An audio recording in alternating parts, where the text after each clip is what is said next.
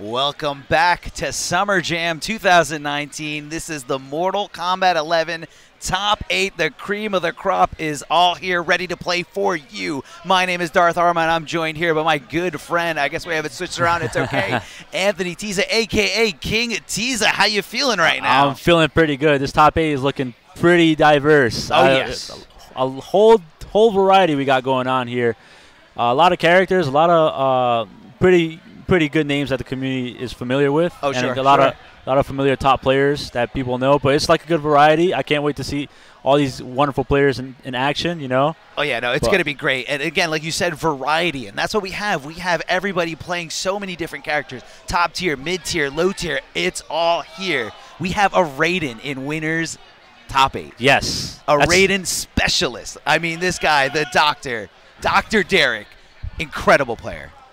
With a PhD of being a Thunder God. Yes, yes, the PhD and the Thunder God. But let's break down the bracket in the top 4. It's okay. It did go away on my screen there, but I think we can do it from memory. The top 4 on the winner side. Who do we have? I believe right now is Silvereye and Dr. 3K. Oh, well, it spells out Derek. Yeah, it spells it's out weird. Derek. I always thought it was Doctor, but we have those two. I believe.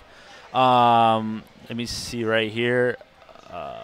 It's okay, but you guys can follow along there on smash.gg while Tiza pulls that up. Again, smash.gg, look for Summer Jam, Mortal Kombat 11, and I believe you need to click on Top 16. I don't know if there's a Top 8 link in there, but the Top 16 on the other side of the winner's side is going to be Mike Metroid. Oh, God, we're going to show off what everyone is playing for. Tiza, why don't you – what do we have? Mike Metroid going up against? So we have Mike Metroid and Coach Steve at winner's Top 8.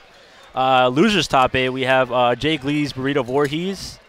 And losers, another part of Losers Top 8, we have Tom Brady, my Lord and Savior. His Lord and Savior. And King Raj.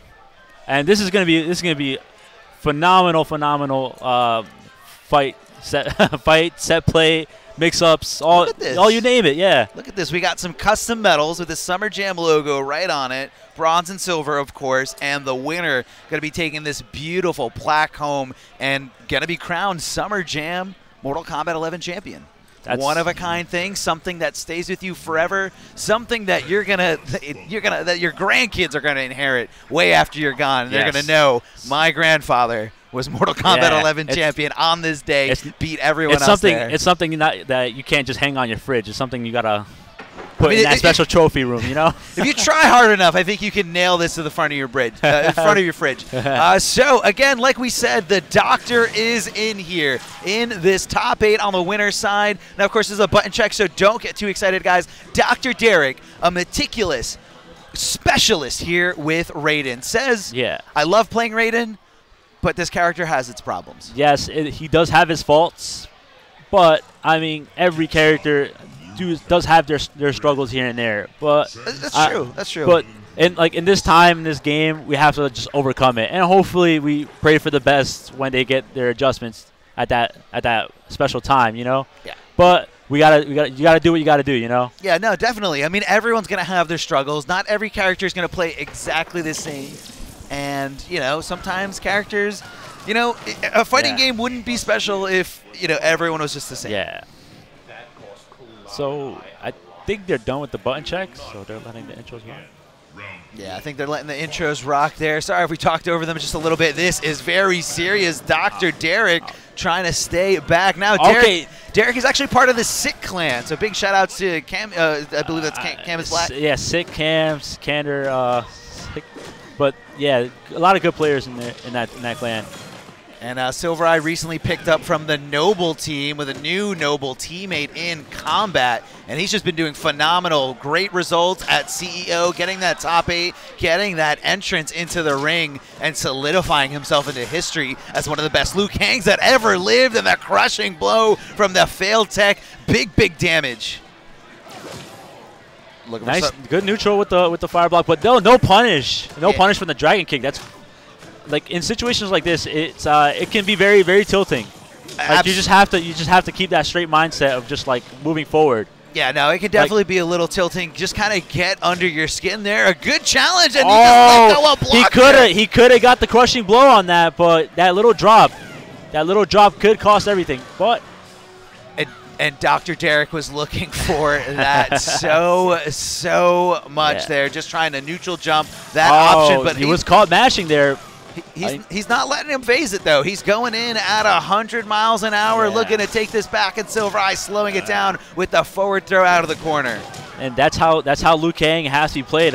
One of the best characters in the game. You have to play 100% offensive. But Dr. 3K, he's playing phenomenal, but he can't lose his composure yet. No, definitely cannot. Good challenge. Good interruption. Derek. So what's the mix-up in the corner? Back front throw? Okay. Now what's the mix-up? Is it back 2, back 3? Jumps in the corner, but you don't want to be in the corner with Liu Kang. Oh, no. Oh, that's terrible. Oh. That could be death. It's close. Be death. It's close. Actually, never it's definitely death. It's definitely death. He's definitely dead. Somebody. One more punch to seal the deal here. 1-inch punch. Somebody call a doctor. Not Derek. Dr. Derek.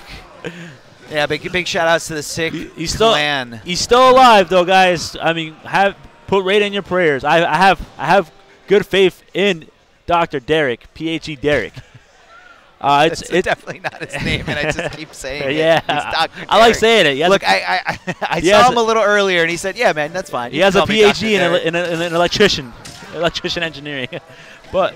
It's first to 3, so you have enough room to adapt. So there you go. What a great jump back. SJXIII whiffing there at the teleport. Good little neutral duck here to avoid the fireball, and that's just definitely a waste of meter for SJXIII looking for the straight hit. And Derek has been so good with these teleports, but that's a big whiff that is punish. A big whiff punish. You might as well. He's taking you for a ride in the corner. Yeah, that's a big ride. And he's just challenging him back and forth. Both players not really trying to swing on a turn, but Derek looking like he was trying to interrupt that string and just came a little too slow, a frame or two. Not sure if Derek has the matchup knowledge for Wuxi Legend. The way like SJXIII is playing, he's like doing forward 4 into like the fire cancel, and then he'll do like one, like standing 1. For example, standing 1 into teleport overhead, which is like that. It's pretty like something you wouldn't realize, which is like you have to use the matchup knowledge to your advantage, you know? Yeah. All those little intricacies you have to take into according to that plan. You know, you gotta plan that out. And looks like Derek was looking for some kind of, you know, I felt like for a second he was looking for Liu Kang to throw a projectile, and he just got caught like a deer in headlights. And, you know, this is very unlike him. I saw him playing a lot better yesterday. Let's see if he can shake it off and keep going. I love the knot mix up there. Yes, he was anticipating. SJXIII was anticipating the second back 2. Yes. Because the crushing blow requirement for the back 2 is to get hit by it twice on wake up. And that's twice in a row. Yeah, twice in a row. So that's a tall order, but definitely when that first overhead works, that's what everyone is looking for. Where is the second one? Because it leads into a lot of damage. No, I'm not sure if he could have got a whiff punish in that situation or not. Got hit by the back 1 twice. Oh, +3, 4-3-3 onto the overhead. There you go. There's the mix-up. There's the mix-up. And to the grab. This character has a lot of options. I don't know if Raiden has those options available for him against Liu Kang. We know that Raiden has no options. Okay. Pretty much. I mean, Derek is out here playing his heart out, and it's no. I'm just kidding, guys. No, Raiden definitely has some dirt, but I don't know, man. It's just like. I feel like he can't get a good handle on what SJXIII is doing. SJXIII getting away with a lot of throws. When we saw Derek playing last night against Tom Brady, he was meticulously getting away from those throws. Working that Sub-Zero, yes. He was getting away from those throws and punishing Sub-Zero on the recovery on a lot of different things, but I'm not seeing any of that here. And I don't know if it's a character-specific thing or I don't know if it's a player-specific thing. But either way, Derek finds himself in a bad spot, being down 2-0. The score is a little incorrect there, but we're going to fix that for you right now. Raiden player getting 1 win. Oh, down 2 crushing blow. Where's the Admiral Akbars? Yeah, we're the Admiral Akbars in the chat. You guys know what to do. You guys know what to do. The down 2 crushing blow, universal to every character in the game once you make. Now, what's the Oki right here? And SJXIII committing to 4-3-4-3. Okay, he interrupted with forward 1-2. Yeah, no, I love the fact that he just broke away, didn't want to go for a ride on the Storm Cell. to the low mix-up. Low mix, and that is tough to see. Now when Liu Kang is fired up like that, he does have access to the teleport, the back throw, and like I said, the throws have been so successful for Silver Eye, and I feel like Derek just can't get a handle on it. It's very tilting getting thrown by Liu Kang, because what you have to hold on wake up is the 4-4, 4-3, 1-2, 1-2 plus 3. Like it's a lot to take in against Liu Kang, because you don't want to be pressing buttons against him. No, you definitely do not. A very dangerous thing. Okay. Liu Kang's one of those guys that takes his turn back with a vengeance here. And as you've seen here, Dr. PhD 3K, he tried interrupting. Oh, I don't punish it. Was that a punish? That was a little bit of a scramble there. And again, +3 to down 1, pretty much guaranteed for every single situation you're in. I mean, look, it's a double high, and that's really what you got to take away from the situation. But Liu Kang's forward 4-3 complements it so well that when you think that high is coming and you're looking to make it duck, Liu Kang is going to hit you for a full combo. That's definitely punishable there. You cannot leave that on block, but Silver Eye did capitalize. He's trying to do the fatality. That was good games from both players. Oh, come on. We want to watch it. Yes, we do. Punching the holes right through. And here it is, the real 1-inch punch here. Just everywhere. That was good. But, I mean, you can only do so much. With a character like that, you can only use the best of his ability. I mean it sounds like you're trying to downplay him to me. I mean, you have to have your characters laid out for you. I mean, sometimes it's very hard to play that one character against like one of the upper edge top tiers, you know? So well, one thing that Derek was talking about prior to getting on this top 8 stage is that he was actually anticipating Silver Eye to be playing the other variation with the low fireball, because I asked him, I was like, do you have Liu Kang matchup down? He goes, yeah, man, I got it down, and, I practiced my, punishes on the low fireball and the amplified low fireball. I think I got this. I feel good. That's not even the variation that Silver Eye picked. Of course, he picked the variation with the teleports and with, and I think that's the right one in that situation, because it kind of like keeps Raiden on his toes. It doesn't give Raiden all the power to just go into the teleport willy-nilly. But coming up next on stage, we got Mike Metroid. Repping the Killtron shirt and the Johnny Cage sunglasses. Yes, he loves rocking this. He's a Johnny Cage loyalist through and through. He's played every single Mortal Kombat at a pretty decently high level. And, obviously, he wasn't around as he's a very young guy. By young guy, I mean he's not 40 years old. And we have Coach Steve. Yes, Coach Steve, jack of all trades. This guy plays almost every fighting game. And check out the custom art stick here by Johnny Mike Cage Metroid. Art stick. The custom Miami Vice Johnny Cage skin. I love it, man. I love it. That's love and dedication. But my question is, are we going to see in real life Johnny Cage sunglass crushing blow? Crushing blow, yeah. He's gonna throw. He's gonna take those sunglasses. He's gonna throw it at Coach Steve. Right there. He's gonna crush his skull. Can we talk about how serious Coach Steve is trying to remain? Now, Mike Metroid is up there making jokes, showing off the art stick. He's got the goofy sunglasses on, and Coach Steve is just like trying. There he is. He broke a little bit, but he's just trying to be. He was like, I saw the sunglasses. I couldn't resist laughing. And I think we're getting a little heckling from the crowd, which is what broke Coach Steve. But it's okay. Coach Steve going back to tournament mode. Now, these guys have met in tournament previously at the Yestercades event held by Combat Network, where they both met each other in grand finals. Now, that was pre-patch when Coach Steve still had access to Jackie's incredible non-scaling damage and full health at 1,000. Yes. Now she's been slightly nerfed, a little bit less health, and, a lot less scaling. But right now, I think I saw Jax on the screen. Now, we all know what that means. Jax Lives Matter. Shout-outs to Daddy Dab out there on the West Coast holding it down for all the Jax players. Hopefully, Coach Steve will make them proud. But right now, Mike Metroid putting on a clinic. They're putting on a clinic. It's looking pretty strong right now. Hold on. We're switching up. We're switching it up here. This is like an onslaught of two heavy-hitting characters right now. Probably, possibly top 5. I mean, look, Jax is in the discussion, absolutely. But look, right now, Coach Steve using him incredibly. He's getting in. He didn't let that first momentum shift phase him at all. But Mike Metroid, he has the text down, he has the pokes, the plus frames, but you have to worry about Jax's fatal blow. Yes. You have to worry about it. You have to worry about that fatal blow. But hold on, Mike Metroid's got one of his own. It doesn't have the reach like Jax, but he's being so patient. He's not willing to let go of block. And looks like Coach Steve just getting frustrated with the ability that he can't get him to press buttons at all. But the overhead, not enough.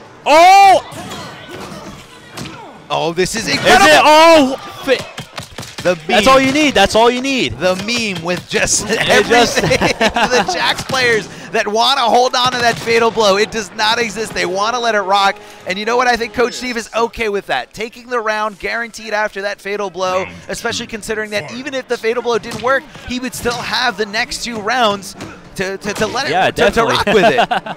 Absolutely here. Checking him with the down 3s is Coach Steve. Forward 3s over and over again. I like the patience that Mike Metroid has right now, but the patience can only get you so far, you know? Yeah. You have to be very offensive at one point, you know? Yeah, I feel like you have to eventually take some risk, you know, eventually go for the throws, go for anything here to try to open him up. But that's really all Johnny Cage has is like pretending to throw and then going with the mids instead. Yeah, and the crushing blow, that's all she wrote. Those ribs open. It hurts. But Mike Metroid, he needs time to get himself composed. Yes. He should like take a breather in the character select screen. Just take a breather. Just analyze what you did wrong. Just be more offensive, in my opinion. That's what he was kind of lacking in that very first match. He was just being very, very respectful, and that's something you should do against Jax, but that's something you shouldn't do most of the time. Yeah.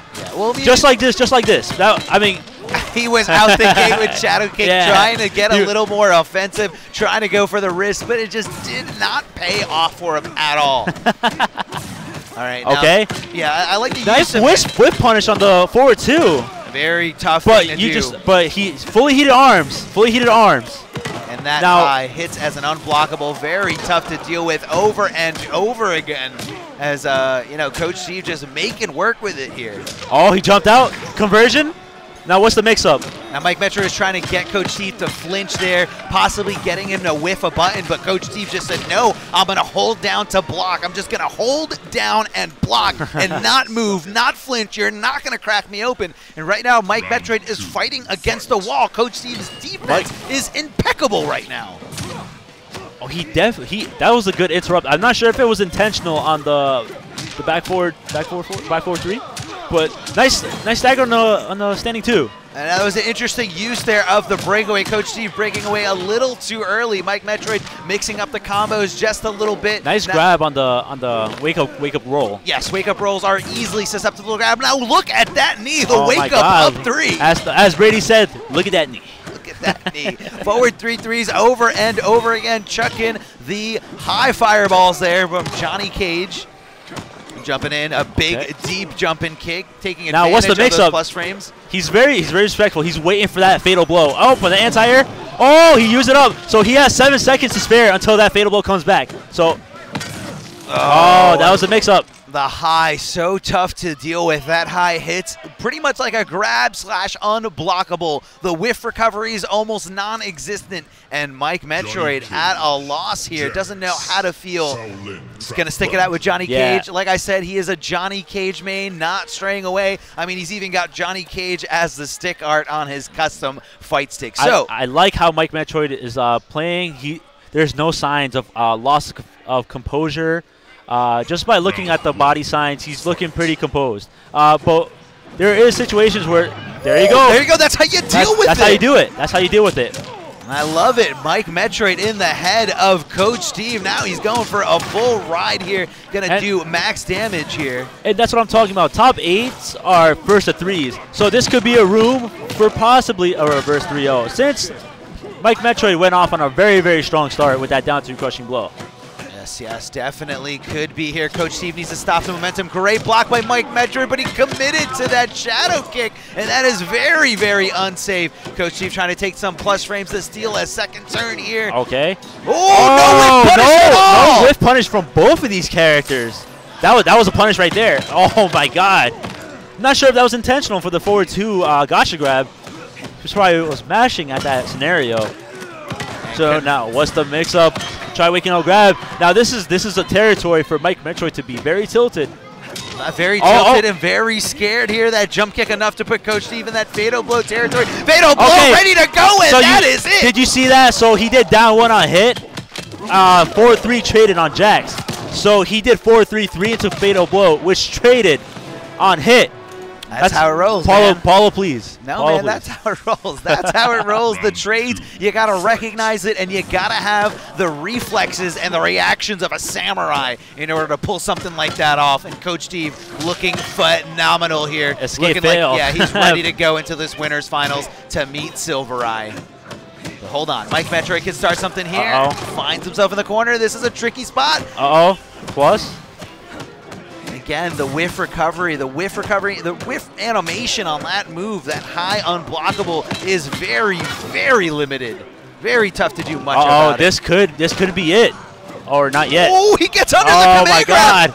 Are we going to see a punish? No, he drops the end of it. I think he was anticipating him to be grounded, but he did it just a little too early. That was all she wrote, as Darth Arma always says. Is that what I say? That's all she wrote? Yeah. Oh, God, I do say that a lot. I heard the familiarity in my voice when I said that, but definitely showcasing a little clothesline here. I personally like the funnier one more with the baseball music in the back. But, hey. It's Coach Steve's win, so he gets to pick the fatality. So that's okay. Unfortunately we're not going to see IRL sunglass crushing blow. Hold on. That was winner's side. He's still alive in the loser's bracket. Definitely. I forgot to mention that, but yeah. So this is a double elimination tournament, which is pretty standard for fighting game tournaments. In order to be eliminated from this tournament, you have to lose 2 entire sets. One in the winner's bracket, and then again in the loser's bracket. So everyone's got 2 lives, and Mike Metroid is going to be down to his last life. So that's it for the first round of the winner's top 8. Now we're going on to losers. Tell me. So we have Lord Brady on stream. I'm pretty sure everybody in the stream chat is going bonkers over Lord Brady. This is his first offline event at MK11, and he's made top 8. Losers, I believe? Yes, he did make it. He made top 16 on the winner's side, lost to Dr. Derek, or just Derek, however you want to put it. PhD electrician. And then was able to clutch it out over, I'm trying to remember. Furious Pillow? Yes, able to clutch it out over Furious Pillow for that top 8 spot. And you know what? He's here to play. He's here to show he's still got. He's hungry for that top 8, and he's hungry for it. He's gonna freeze everybody to death and rip out their spines when we have King Raj, one of our beloved, well-known Cabal players. He's a phenomenal player in our scene. Comes to every event. Yeah, Raj. Do not sleep on this guy. Yes, that is right now. Raj is rocking, I believe, the hazardous shirt. One of his shirts. I know he's got a few of them, but my favorite catchphrase from Raj, and I'm going to be saying it a lot in this match, is pay attention. Pay attention, kids. Pay attention, guys. If you check out Raj's Twitter, that's all it says all over there. That's all he says in his Facebook post, too. Pay attention. Pay attention. Pay attention. And his other shirt's rocked. So the thing you want to be paying attention to is this set right now. Is this set. But I was going to specifically say this specific variation of Cabal, he's going to be playing the Cabal with the Nomad dash cancel. So usually a throw comes after the cancel, but if he 99% of the time, it's usually a throw. But if he thinks that you think it's a throw, it's coming out with one of those delicious big mids from Cabal. Okay, and this is not a butt check, I believe. We're going straight into it. This is going to be a freaking juicy set. Now Tom Brady, a longtime veteran of the NetherRealm scene, even from before the NetherRealm scene was known as the NRS scene. Tom Brady's roots go all the way back to, I want to say, Mortal Kombat 2 or Mortal Kombat 3. And he's coming in nice full trade combo, but did not capitalize on the freeze. He definitely missed out on the back one in a few frames. Jumping into the... Okay, he was caught mashing. He was caught mashing in that situation. Did not say counter, but he was caught mashing. I don't know. He's either... I know he wasn't blocking. That's all I know, because he was not blocking. He could jump out the second hit off of that. Lord Brady's not capitalizing on the punish. What a whiff punish here from Raj, but a drop there. I don't know what he was looking for. Jumping right out as Lord Brady tries to get that forward throw. This is where it gets started. This is where it gets started. Custom combo to keep the corner positioning here after amplifying the slide. Tom Brady rocking thin ice, but not looking for that interactable. In my opinion, he should play Den of Winter. That's how you get. I don't think he wants to hear that at all. Yeah, he'll say you don't have defense if you play that variation. Tom Brady says if you If you play Dead of Winter, you have no defense. What a slide punish here by Raj, not letting anything get past him. Great breakaway from Tom Brady. Again, so, Tom Brady representing Ultra Arcade. Still, till this day, good stuff to him. But King Raj, has the momentum right now. Look at this. And this is grab territory for the cancels. And that's the cancel, man. Again, like I said, pay attention. Pay attention to those cancels and anticipate those throws. And pay attention to this next move. Forward to 2. You're not getting around that mid. Okay, now the question is, Lord Brady's going to fighter select. And speaking of the devil, does he have a Dead of Winter? I don't know if he has a Dead of Winter, but Nightwolf is allowed at this tournament. I know when Nightwolf came out, but no, Lord Brady going right back to He is sticking to his guns. Definitely sticking to his guns. And let's see, hopefully a stage change, hopefully like all the transitions there. But let's see how it goes, you know. I'm rooting for both these players. I don't want to be one-sided, but both these players are very, very phenomenal. I know you're a big fan of both these guys, of course. And you know, I love anyone who's live here at an event, supporting the scene and just doing what they can. Great combo here by Raj, gonna maximize that damage at 31%, and that's gonna be a crushing blow. Gonna lead into a pop-up and more damage. Tom Brady got hit twice in this round, and he's down to literally 30%. I feel Lord Brady should do more slides. That will throw King Raj out of neutral, throw him out of range and stuff like that. But it's an easier way to get in. I definitely see a comfortable Cabal, so you have a good point there where Raj really needs to be put on edge. And here we go, slide out the gate, reactionary to get under those projectiles from pretty much anyone. And that's what's so good about this thin ice variation. Having access to the slide gets you under so many things right in there as soon as you gotta take that damage. Brady's playing very, very, very patient, but in that situation, you cannot jump, you cannot duck. Slide is your only option to get in. Oh, catches him frozen here. What's going to be anything afterwards? No, just going for damage and back off. He could have did a back 1-4 there, but he was playing very, very respectful. He was mostly anticipating a jump 3 in that situation because most of the time Cabal players like to wake up jump. That's not sure that's the online meta or that's how they play. I mean, I think it's more. Oh, he was trying to jump out. Oh, there you go. That's not how how you capitalize, but that's how you have to play. I don't want to say it's the online meta, but I just want to say it's that, you know, Cabal has a great jump and kick. Not only that, he does. but where are the Admiral Akbars? Let's go. Admiral Akbars. He didn't do it. He didn't do the back 2 ice ball. He just did stand 2 ice ball. Yeah, it could have been a little bit of an. You could have optimized more, but Brady is on thin ice right now. no pun intended. You had to say that. You had to say that, and I kind of hate you a little bit. I hate you so much. Either way, Tom Brady getting on the board, getting the round in this game number 2, and he's showing everybody that he is willing to show up and willing to fight.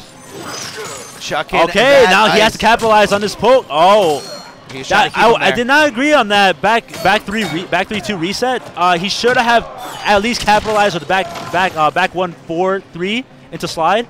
So then he could at least get a little more damage in there. I mean, there's little things like that, but you know what? You never want to take too many risks if it's something that you're unsure of. Good anticipation of King Raj there, thinking that the ice ball was going to be coming out. Now, really, you don't have to worry too much about the ice ball if you're Cabal in this situation. As long as you are pretty far away, it's not going to trade, and you should be able to block the jump. I don't agree about that jump too.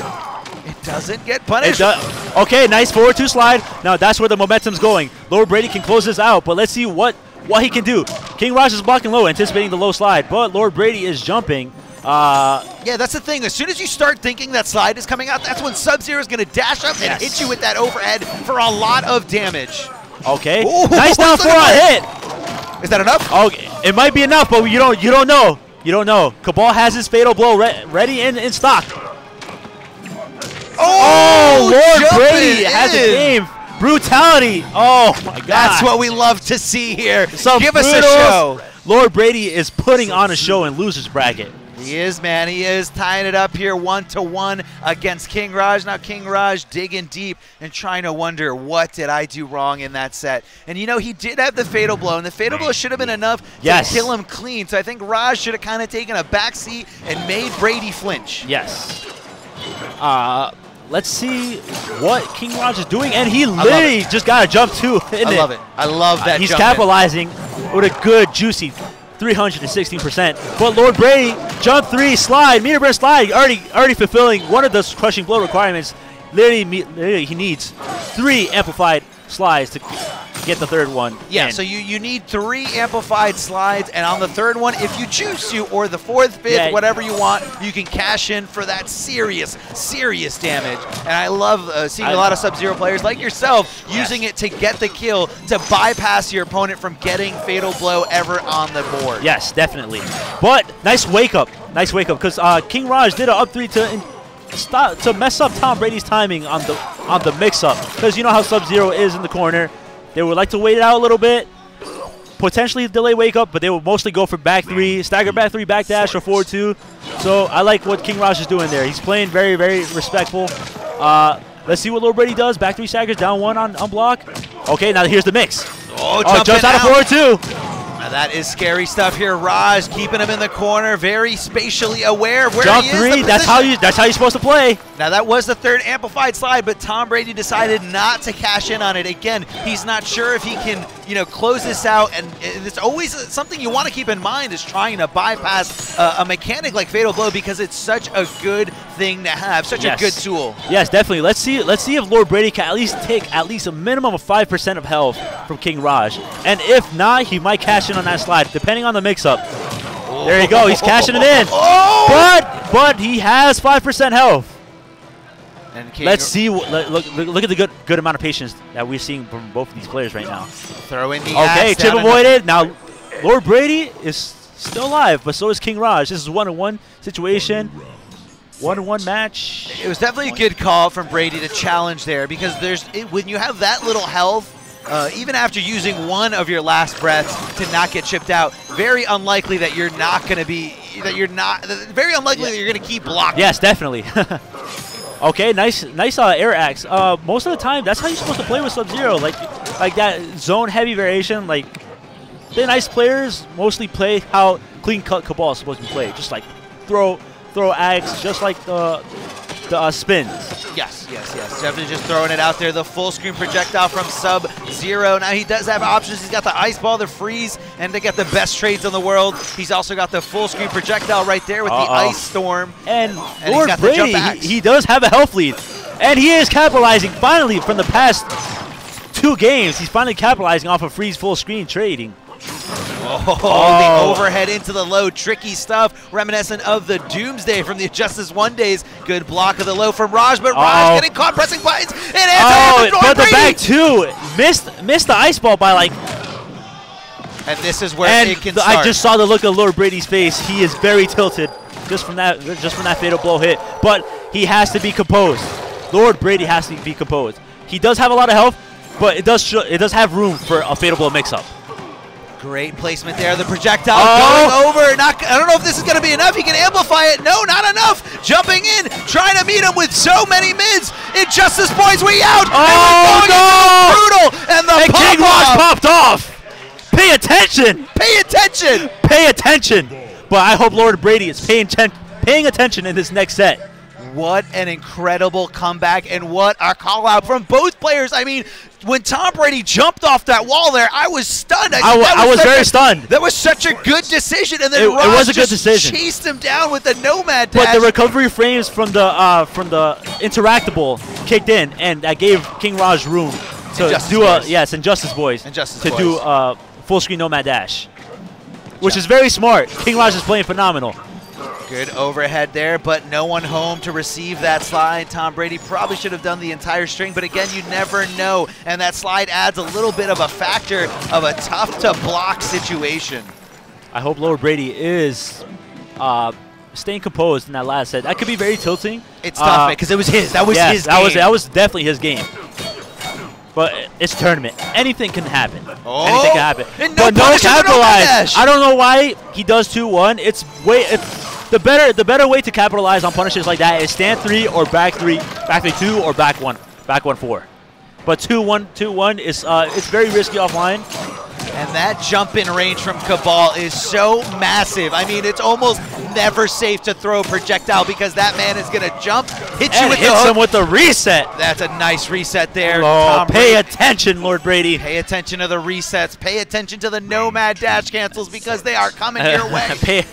He gotta pay attention, Raj. Pay attention, Raj. Pay attention, or I'm putting you to detention. And that's the thing, you know, sometimes when you block, confirm, and commit to the unsafe option, it'll pay off for you sometimes if your opponent is so antsy to pull the trigger, so antsy to press buttons as soon as they can, you will catch them off guard just like that. And that is definitely not a good trade for Tom Brady, forcing the block. Finally, I think Lord Brady was anticipating this trade, but I don't like the slide capitalization. He could have got back one in He that definitely could have range? got a back one in that scenario. He's running the way up. I don't like that punish. It's tough, man. I mean, it's so many different scenarios that you have to be aware of, and then when the time for tournament comes, sometimes it just gets by you, and that's a lot of recovery there. I didn't count the amplifications. We need a counter at the bottom. Enter us, please. We don't know how to count clones, count bullets, or how to count amplified crushing flow requirements. I'm just kidding. Don't do that. Chucking those projectiles again. Now it's either you pay attention to the ice ball or you pay off on that slide capitalization. Either way, something's getting paid here. Oh, go for the Nomad! Okay. I like that.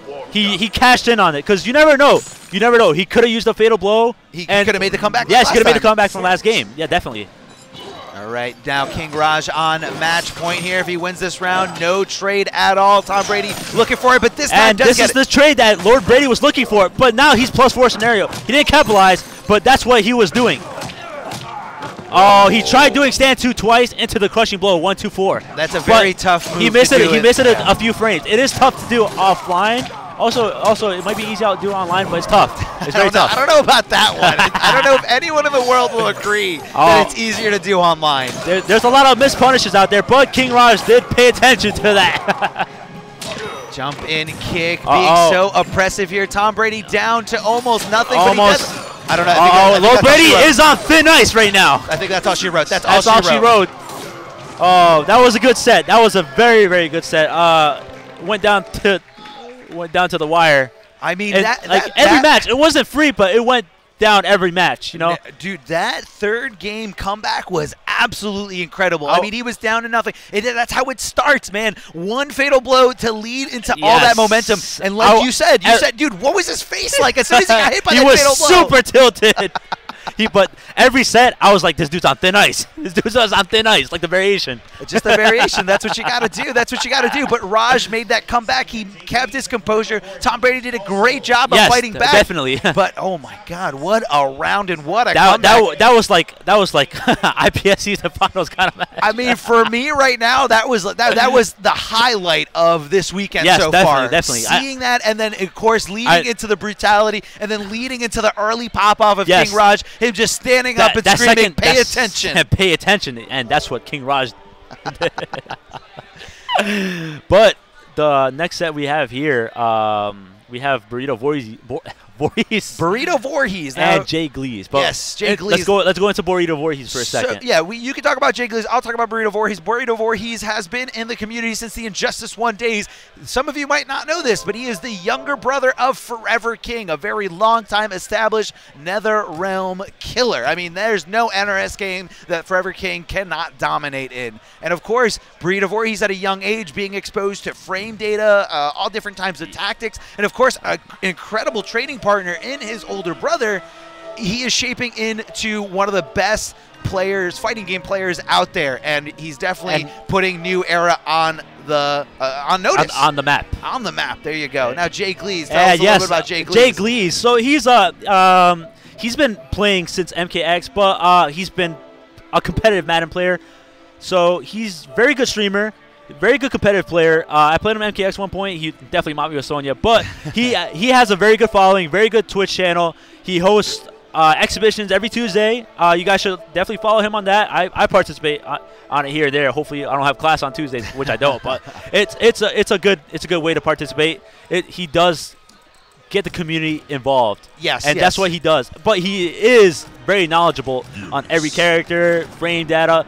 he is like somebody you shouldn't sleep on, you know? Oh, yeah, no, definitely. And, you know, big shout out to him because, you know, it is tough being out there, you know, trying to put on a show every Tuesday night. Yes. So definitely hit him up on Twitch or on Twitter. Yes, definitely. It's love, dedication, and I'm glad he made top 8 at Summer Jam with Shang. Shang Gang, Shang-Chi, Shanghai, China. Boys. That's right, man. Even after the nerfs, even after the damage scaling from the up skulls, I know you missed that a lot. Oh, I miss it a lot. I got to work harder in the gym action now. I got to hit him one more time to win? That's bull. Yes. That is bull. That is bull. I got to work harder now. All right, guys. Now, this is just a button check, so don't get excited. Hold your horses. That's right. Hold your horses. Hold on to everything because this is getting ready to go here.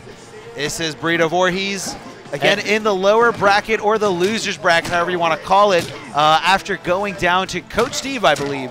And Jay Glees, in his pool, actually went down to Silver Eye, creating a very tough path for him, starting in the loser's bracket very, very early. But without a doubt, here he is, making it all the way here to the finals day, the top 8 the next night, Sunday night here at Summer Jam.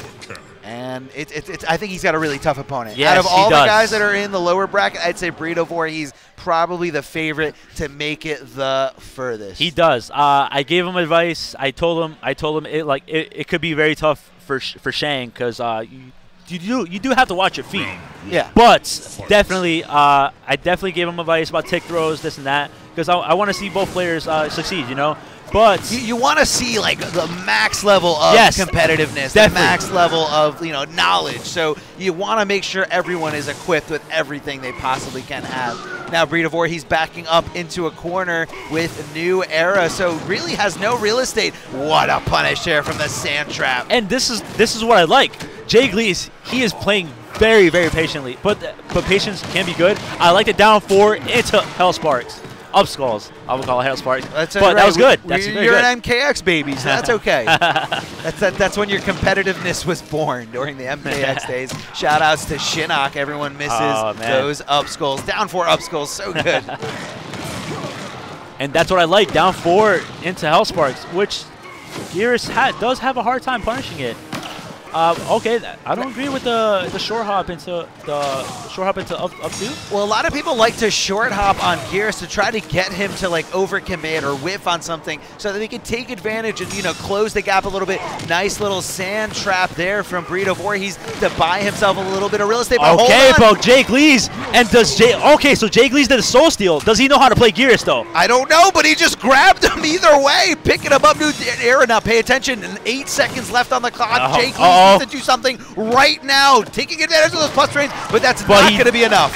It's not going to be enough, but let's see what's the mix-up. But as Gears says, out of time. Out of time, man. Out of time. The clock down to 0. And he didn't even have the ability to stop time. No. Not in this variation. Maybe variation 3, guys. It's soon enough, guys. If you tweet Ed Boon enough, he'll put it in the game. Just like he did Molina. Hopefully add Infinite Warden abilities, too. That's right. Going to add it all. Just going to make the variations better. All right. Okay, nice patience. And nice matchup knowledge from Burrito Voorhees.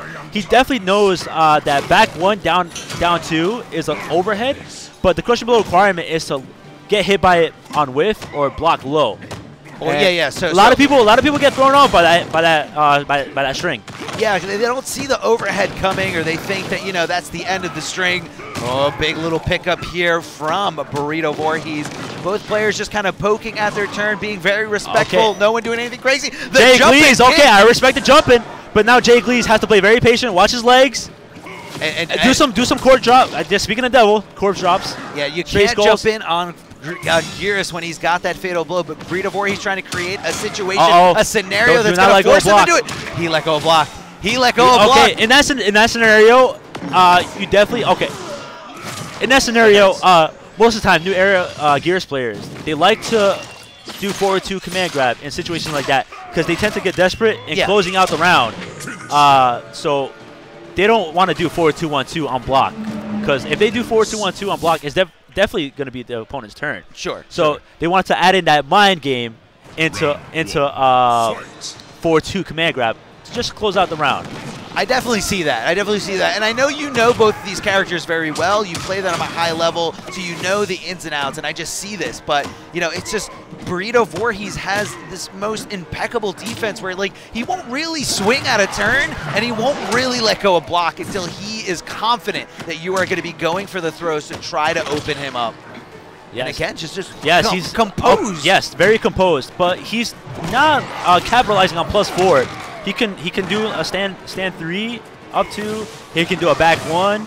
I like the down 4, but the down 4 whiffs. So it's kind of unorthodox in certain situations like that. I like the flawless block. Not too many people do flawless blocks on the second hit of the up skulls, but I like the matching knowledge from Burrito Voorhees. He is a lab monster himself. But there was a little miss there. Definitely very uncalculated from Burrito Voorhees. You know what? It's just, oh, God. Crushing blow? Pick them up. No, not the crushing blow. It's got to hit at max damage. Most command grabs, that is the crushing blow. Did you see that? He did down 4 into low sand. Jay Glees had the matching knowledge. He did shore hop. He whiffed on. Yeah, he got away basically from the quicksand, which is very godlike. It's tough, man. It's tough to pull off. Very strict timing, but the short hop is accessible to every character in the game, so it is something that every matchup should know against Geras when he's looking for that sand trap. Jumping back here, throwing out the Pillar of Time, and just trying to add as much chip damage as he possibly can while trying to avoid all these skulls. Now, really, all those are high, so he can duck under them, but he's got to watch out for that corpse drop. Yes, definitely. That's how you're supposed to play it. You don't want to get hit by 9% projectiles, so you have to play very calm, block high, and just make sure you have your flawless blocks intact. Can we talk about how he flawless blocked that second up skull and was able to just bully him back with a projectile of his own? I mean, kind of a pseudo projectile, really more of like a grab from full screen. Definitely. Good poke from Jay Glees, but again, Burrito Voorhees so willing to not let things that don't really combo. A lot of people get caught off guard by that down 4 up skull. Yes, and definitely he just got hit by 4-2 command grab. So now what's the mix-up? Time.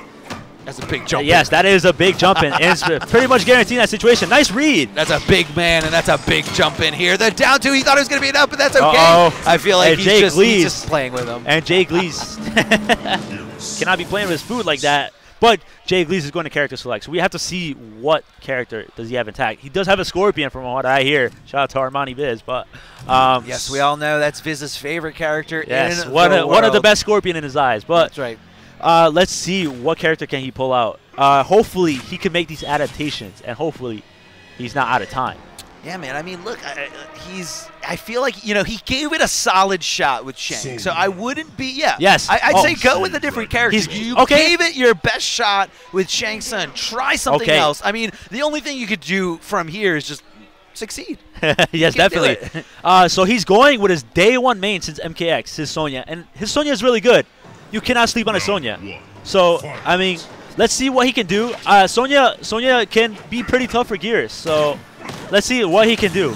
Yeah, let's see. I mean, Sonya, you got to look out for those overheads, those lows that lead into so much damage still. Now, of course, Sonya has been touched by the recent patch, losing around 5% of health, having 950 damage, as you guys can see in the top inside the yellow bar, instead of the regular 1,000 that most of the cast have. So, you know, sort of a light little nerf there to that character without messing with things too much. Yes, but I like the amount of patience that Burrito Voorhees has right now, because he's playing very respectable, because he doesn't want to hit by a down 3 on hit, because it would land into like a low, back 1, because getting hit by a down 3 on hit definitely puts Sonya in the driver's seat. And you don't want to be in that situation on top of her ring master variation. Oh, yeah, you definitely don't. But hold on, Jay Glees getting that forward throw. Gonna start here, possibly take this round, but getting scooped for his troubles. No crushing blow as it didn't go max damage. But instead, Burrito Voorhees trying to set up that very static situation where he can go for that down, I believe that's down...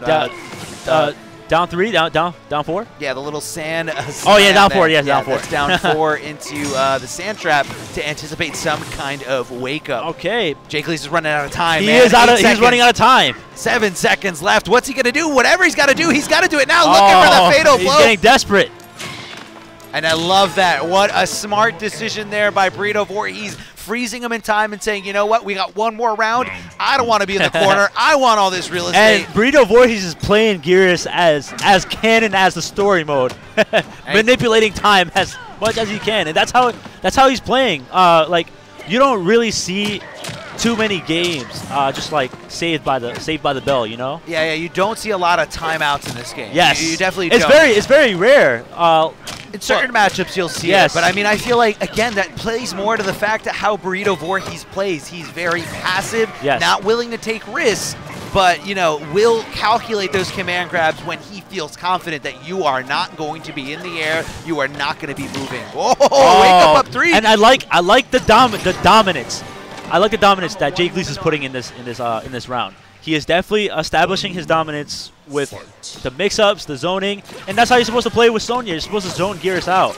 You're supposed to frustrate him. Just keep him out, hopefully get him to get frustrated, make some mistakes as he tries to get in. But it looks like Jake Lee's looking to try to close this out, maybe try to get in there and apply that mix-up. Great block of the overhead from Burrito Voorhees. Doesn't really get a punish, but gets the down one into the momentum being in his favor. The frame advantage giving him the opportunity for that command grab. Okay, whiffs on the gauntlet. And gets hit with the crushing blow. This is going to be it. He ruined, so he miscalculated the time for the fuzzy. It's not, so the 1-1 stand, it's not really a real mix-up. Everybody can fuzzy it, and I don't like the fatal blow option there. I mean, he felt desperate, he felt caged, he felt like he was an animal trapped in the corner, and Burrito Voorhees rocking out with the fatal blow, showing everyone at home what a blood geyser his victim can be. I love the brain, just intact, very just godlike. popping out. I love Gears. I have to get one of these like Gears cuties after the turn. The Gears beads, but oh man, what my heart goes out to Jay Glees. That was a little bit of rough, but it was rough. I think he had better luck there with Sonya. He was able to take a round, trying to get the momentum a little bit back in his favor. But either way, I mean, Burrito Voorhees just so composed. When does that guy let go of block? When? None. Never. A good 1% chance he'll let go of block. The only time he's letting go of block is when he is attacking. But I mean, for the most part, this guy is just so patient, so composed. And very respectful. Very phenomenal with matchup knowledge, huge patience. He definitely knows what scenarios he can do forward 2-1, little sand trap, jump-ins, and definitely temporal advantage on jump-ins. Oh yeah, like all those little things kick in, and that's how he establishes dominance in this set right here. And that's what it is. And I think, like I said before, he did get knocked into the lower bracket from Coach Steve, but Coach Steve now finding himself in winners finals to go up against Silver Eye. So I think I'm going to feel bad for whoever's in Burrito's path, because that is a tough person to try to take out on the lower side. Okay, but let's hope that person's not out of time when they play. Let's see. Now the bracket is being updated, but you guys can kind of see how everything unfolded. You guys can follow along at home on Smash.gg. Look for Summer Jam. Look for Mortal Kombat 11. We're in the top 8 tonight here on Bifuteki. Thank you guys for being with us, and we hope that you guys are enjoying all the action, because I know I am. I mean, this is phenomenal play. We have a lot of good players in this top 8. A lot of good players, a lot of great variety, and it's just so entertaining. It's so great to see what this patch is able to bring out in everyone. Even looking at players like, or characters like Raiden, maybe not necessarily having that Raiden buffed significantly, but the fact that you kind of shift everything around with the other characters, you're going to be seeing more and more variety, and that's what we love, man. And that's what we love, and that's what we hope seeing eventually soon. So hopefully this top 8 breeds out more characters. Yes. And so far we haven't seen any duplicate characters at all. Everybody's rocking something different. And coming up next on the stream, I believe we have Mike Metroid, who's going to be going up against King Raj. Pay attention. Pay attention, guys. Pay attention to that Cabal Nomad dash cancel. Pay attention to those low buzzsaws. Now, I feel like a lot of Cabal players, I want to say, generally go for the other variation. I believe the clean cut. Yes, mostly all the Cabal players wants to go for the straight the downward. The downward buzzsaw, projectile. And also they like it because of the mix option. The mix opportunities, the damage, and the crushing blow options. It really is beneficial for Cabal in that very first variation. So why does Raj love playing this one so much? Nomad dash cancel? Probably. I guess he likes the unorthodox variations, the unorthodox characters. I can be there. As being a hipster myself, I can definitely see the fun in being like, oh, you don't know about this variation. I know how to play this variation. I'll hit you with the lack of matching knowledge there.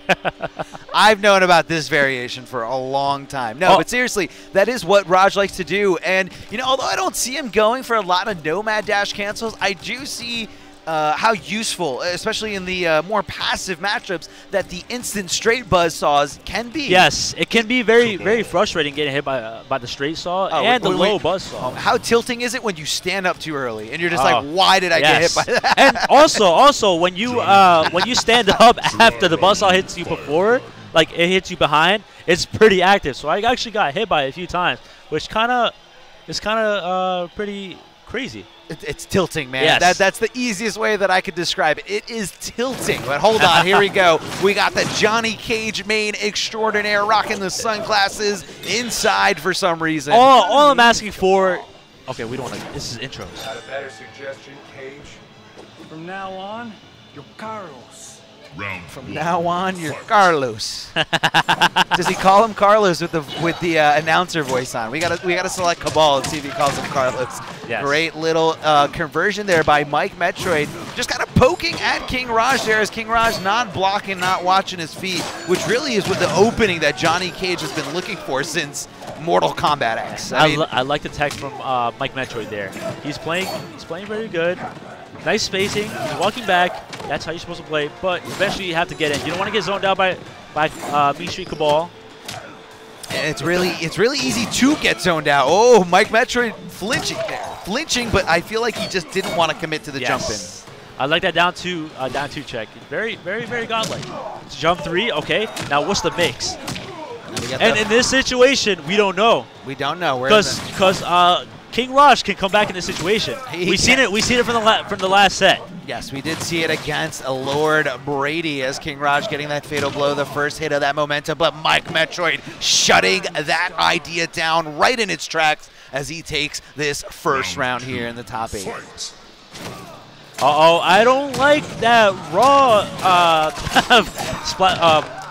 kick. Shadow kick. I don't like that raw shadow kick. It was probably an input error, but you don't want to start off your pressure going in, doing that unsafe move, you know? It's like, it's not good. If it works, I think it's good, but even when it doesn't work, I feel like it's good in the sense where, like, you get your opponent to think, all right, this guy is nuts. So this guy is wacko. He's willing to do a shadow kick. I better be on my toes and ready for it. And right when that happens, that's when Johnny Cage can go in with those buttons or go in with the throw. Yes, and in this top 8, we have good, phenomenal players. You don't want to play very unorthodox like that, but King Raj capitalizing with a back 1-2 anti-air. A punish, but no commitment here by Mike Metroid. I feel like he just didn't believe he was going to get there in time and just trying to apply some stagger pressure here. Okay, nice anti-air from the force ball and hits him with the +6, but he's sent full screen and Mike Metroid is getting in, and I like the wave dashes he's establishing in there. Nice back 2 anti-air, double hitting back 2, and he capitalizes. Oh, and the fatal blow hits from full screen. Cabal just a little too fast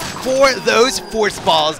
Cashing in on this damage, and we've seen what this can do before. This is the start of a momentum shift right here for Carlos, a.k.a. Cabal. Just chucking those fireballs here. Oh, a little whip. Nice grab, and this is what we've seen. And this is what I might have predicted. This is what might have prophecy have predicted. I'm so sorry. But King Raj can come back just like the last set from Brady. So we don't know what can happen here. Oh, look at this. I think, that's definitely going to be enough. Okay, so Mike Metroid did 4-3 shadow kick. So he must have messed up with the fatal blow cancel. Yes. So that must have cost him an input error, and King Raj paid attention. And he capitalized it by doing a grab. And that's what it is, man. Sometimes when you're unsure of some situations, like you're like unsure, like, oh, is this going to punish or is it not going to punish? Going for a throw might not be a bad option, especially if you have the opportunity to turn the tables. And oh my God, guys, we're going playing all on the main stage. We're playing all the way to top 8 this morning at Celtic Throwdown. Yes, the winner of this match is going to be fighting Rewind, who won Celtic Throwdown for the Celtic Throwdown title. Just kidding, not really. No, this is what is this? Losers finals. They have to play Sonic Fox. No, just this match here. Big shout outs to Rewind for that win earlier today at Celtic Throwdown. Good combo here from Mike Metroid, keeping him in the corner, and he capitalizes on the punish on it. It's tough, man. It is tough. And right now, Okay, Raj. nice down two. Nice. Okay, so He definitely reacted. Mike Metroid is paying attention with every corner shenanigan that King Raj is definitely doing. He's waking up, not waking up throw. Definitely could be the option, but waking up jump 3. And speaking of jump 3, he definitely hit him with on hit. And nice breakaway. Okay. And King Raj hitting him with the forward 2-2 Nomad Dash. Interesting. Okay, nice block. Every Cabal player does forward 2-2 4 and immediately hits down 1 after. I mean, those are great mids, and especially when you think that something else is coming, you try to react with the stagger, and instead you're going to eat some plus frames after the down 1. So I don't think it's a bad strategy. Oh, definitely. And neither does King Raj, as he does take that round here. Trying to solidify this lead over Mike Metroid. And that jumping, you cannot anti-air Cabal. Like one of these characters, Gearus, Cabal, Baraka, Jackie. Those are those characters you have to worry about in the corner. Oh yeah, jumping wise. Oh, the jump in punch, and Mike Metroid's been doing God. such a great job of it. We saw it yesterday against Noob Saibot, against Broski, and right now we're he seeing did not it punish the against up 2. That is a tough up 2 to punish. Not Yes. the easiest thing to do, but Mike Metroid at least ready to take his turn back as King Raj blocking for his life and fighting out here with that tricky low instead of going for the Nice. overhead. Oh, did not capitalize on the whiff punish. Oh, there's a lot of failed commitments, but we did finally see 1 commitment there.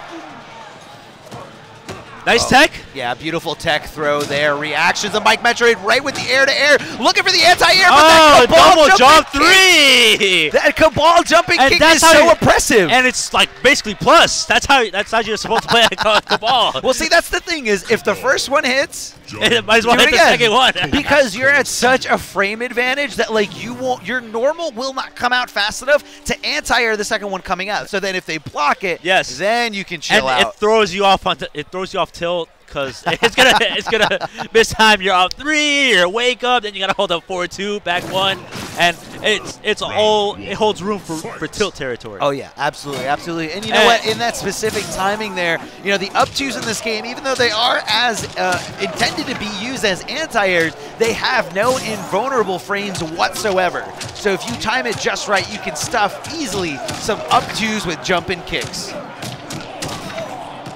Okay, this is looking very dominant for Mike Metroid in this round. And you know, this is really where he shines, is when he gets Raj up against the corner. But Raj has been doing such a good job of fighting his way out. And right now, Mike Metroid is all over him. Mike Metroid, oh my gosh.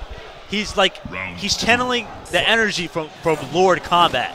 That's right, that's right. Shout out to Noble Kombat, one of the best Johnnies ever in this world.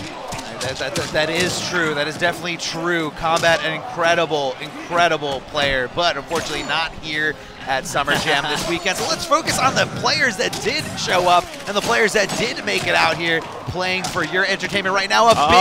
Nice down 2. In that situation, everybody could have got hit by jump 3, but pay attention. Pay attention. Gets hit by the +6, down 1 guaranteed.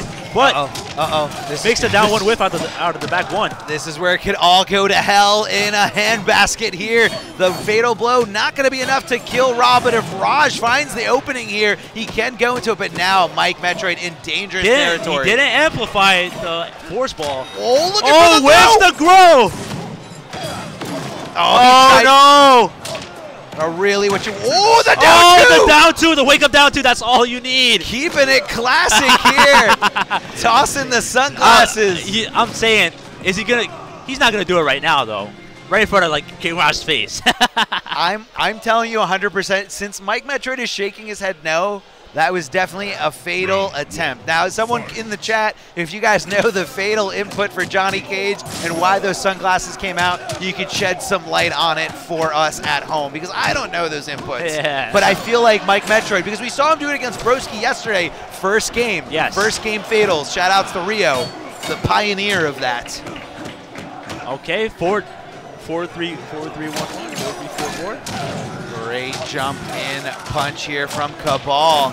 Gonna use those hook swords to add a little bit more damage here. Looking for some kind of whiff, and Mike Metroid not giving it to him. Gonna capitalize, leave him in a standing position. Great blocks by Raj. He's trying to get away so desperately, and here comes capitalizing on the camera, the 360 Nikon camera. That's it, man. That is it. Mike Metroid looking to tie this up. He's 1 round away from going into a Game 5 situation here in the top 8 on the loser's side. So let's see what Mike Metroid is going to do in this situation. But you don't want to whip a normal in that situation against Cabal. He will capitalize on everything. He's getting jumped in this situation right now. But looking like Cabal is getting the spins right now. Speaking of the spins, he's blocking 2 of those spins. Great little duck here from Mike Metroid, avoiding the throw, trying to take his turn back after those low pokes. Didn't capitalize on the after the 4-3-1-1, 4-3-4-4. Can we talk about how that was 3 jumping kicks in a row? But hold on, the side switch from Mike Metroid, gotta capitalize here. Doesn't have the nut punch in this variation. Obviously. Oh, he whiffs the 1-2-4 and capitalize on the full combo punish. Forward 2-2-4. Raj keeping it nice and clean. Uses his last breath, capitalizes on everything. And I believe there was no gap there. Usually the gap comes out when you amplify it, but either way, Raj had a lot of life to work with, so not a bad call as he does stay alive here in this game. Number 4, getting the Nomad Dash, gonna flip him over to the other side, keep the corner positioning, and buying himself all this real estate. Never mind, going in right. Okay, plus +6. Oh, he tried the anti-air, but the jump 3 prevented him from getting that anti-air, which is very risky. You cannot anti-air Cabal in those situations. It's very hard. Now, I love this tactic here from Raj. Again, the jump and kicks doing so much work for him. If it hits, he commits to another one because he's looking to stuff out. Oh, anti-air! Back two, standing two. Now, what's the mix-up? Looking for something here. Gets the low poke! Gets hit! Oh, but messes up the cancel. And that might be all she wrote. Mike Metroid in a world of hurt here on life support. Oh, no. And I believe he messes up the cancel. Oh, no. There was a lot of messes up. Huge execution errors here from Mike Metroid. And King Raj, he played very good. He had the composure. Just like judging by his body language, from how I'm looking at him, he didn't shake at all. But looking at Mike Metroid, he was very upset about that loss. We did see a few, again, little mishaps in execution. What Johnny Cage has in his Fatal Blow that no other character in the game has is the ability to dash cancel out of the Fatal Blow. One time, obviously holding onto the Fatal Blow, and it comes back a little bit later as it never connected. Yes. And we saw Mike Metroid drop that twice. There was a lot of phenomenal drops that could have won Mike Metroid the game himself. Exactly. It could have swayed the outcome a little bit differently, but unfortunately, you got to get those combos down. I'm a big advocate for getting those combos that you can hit 10 out of 10 times. Yes, definitely. It's okay if something else is a little bit more optimal. You got to get those BNBs to be 10 out of 10 every single time. Always don't go for the swaggy route. Just try doing the most easiest combo ever. Like most of the time, you can drop it, but just do the easiest combo. Make it simple on yourself. Don't be very tilted by just doing that combo specifically, Yeah, execution will come along as you progress, but there are so many other things to try to grasp on a fundamental level. Understanding the neutral, understanding the spacing on your character's normals, the meta around the mind game of, throw or neutral duck, or, what characters have really strong mids that you kind of have to respect a little bit more than the rest of the cast, say with probably no mids. Please buff Kano. Yeah. And either way, please. And either way, you got to be mindful. So again, don't get hung up on execution, because that, at the end of the day, might not be... It might not be everything. Yeah, it might not be everything. But coming up next here, the Doctor is in. Dr. Derek, or pretty much just Derek. Huge shout-outs to the Sick Clan. Sick Clan. Shout out to them. Good, phenomenal players. Shout out to Cam is white, Cam is black. Cam is everything, man. Yeah, Cam is white, Cam is love. Cam is black. Cam is all. Cam is India. Cam is nationality. That's right, man. That's right. Big shout outs to Cam. I know he's out there doing his thing, and I love watching him. Yes. Every time he streams. And the Doctor is going to be going up against Burrito Voorhees. Let's see if he can provide him a prescription of 9,000 volts of justice. I don't know, man. I don't know. I think Gears is just going to turn into sand and avoid any kind of slow starting up thing that Raiden is going to throw his way. But you know what? One thing that he does have what Raiden has is he has the teleport in this variation. A teleport to get right behind an opponent. But I feel like Geras doesn't really have too much recovery on a lot of his animations. Yes, he doesn't. He doesn't really have too much recovery on all his animations compared to what Raiden has. It's very like 50-50 with other characters in terms of balance. But Geras in this variation, it could be pretty one-sided. Not too sure. Let's see if Dr. 3K, Derek, PhD Electrician, has in store in this matchup. Let's see if he knows the new era matchup. But I see, not sure if he let go of block there. He was anticipating a command grab, but hits him with the crushing blow. Crushing blow requirement hits him with full screen of command grab. And that's the mix-up. Forward 2 command grab or forward 2-1-2 launching. And this is what I'm talking about. He let go of block. He must have let go of block intentionally to make sure the command grab whiffed and capitalize at least 30 or 40%.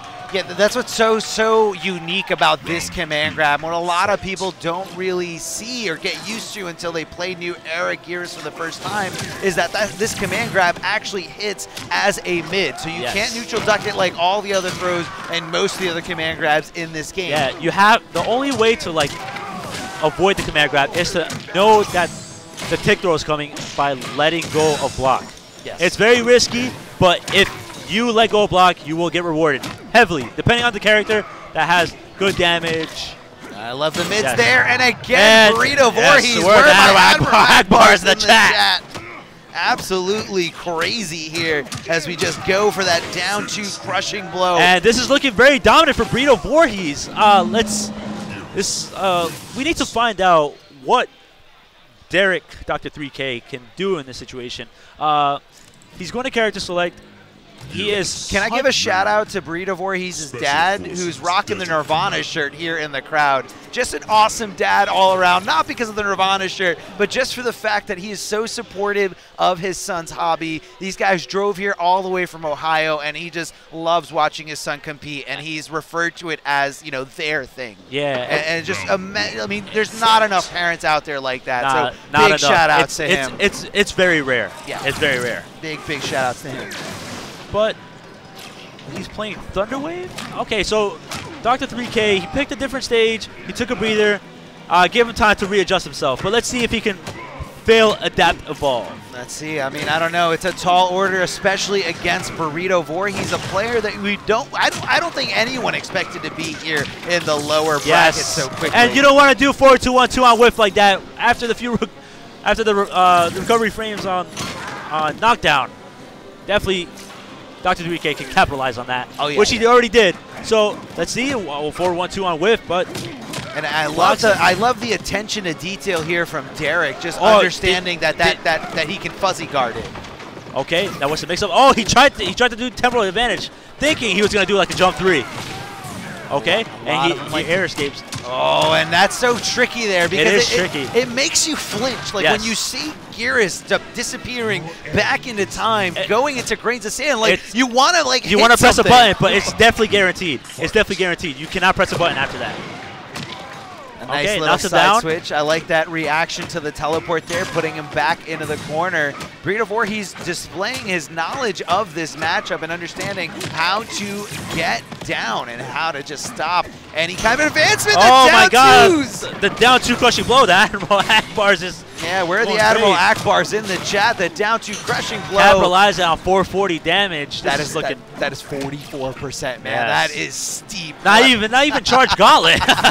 You don't even need infinite order for this. You definitely don't here. He's getting the damage whenever he's getting zoned out. He's pushing him back. He's pushing him back over and over again. Carrying him over, and that is going to be all she wrote. Burrito Voorhees going up. He's carrying the character. Just carrying him, man. I mean, not enough people carrying Raiden, so Burrito Voorhees like, I'm just going to do it myself. I'm just going to do it myself. That's it. I'm going to carry the whole cast from one corner to the other. Okay, so Summer Jam, Nightwolf is probably the first major that's like... Yeah, this is definitely the first major tournament with, like, you know, a good amount of entrants where Nightwolf is legal. Yes. It's definitely what we're trying to allude to. Yes, and we haven't seen many Nightwolves in, like, in pools. We saw one going up against Kiltron yesterday in pools on stream, but it didn't really seem very successful, and he switched over to Scarlet quickly. And, looking like the same thing of the other two matches here. Burrito Voorhees getting that momentum, finding the opening hit. I wonder what things Nightwolf can reflect in this matchup. I would imagine probably not too many things. Nah, a little to none. He cannot reflect anything. Can he reflect the time pillar right back at him? And then it puts the time pillar over his head. I'm just kidding, guys. Apollo is definitely taking notes of that advice. But right there, great punish there from Nightwolf, opening him up with the overhead. And I like that 24, 26 frame overhead. Oh, he couldn't get it. He could have done down 2 crushing blow there. A little too late at the helm was Dr. Derek. And just not really respecting when it's Burrito Voorhees' turn. And again, Burrito Voorhees, a very meticulous player, doesn't really like to swing outside a turn too often. Good counter poke there from Dr. Derek, but finds himself in a bad spot, man. This is final round territory here. Only time can tell. This is definitely match point for Burrito Voorhees. 90 seconds down the clock. Is he going to be out of time? Is Dr. Derek going to be out of time? Only time can tell.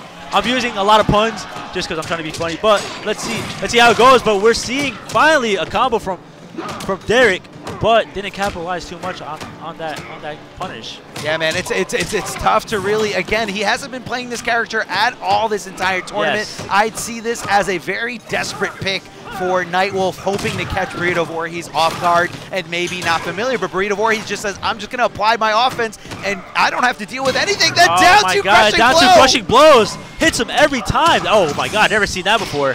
Then the down 2, and that is all she wrote. The doctor is now out.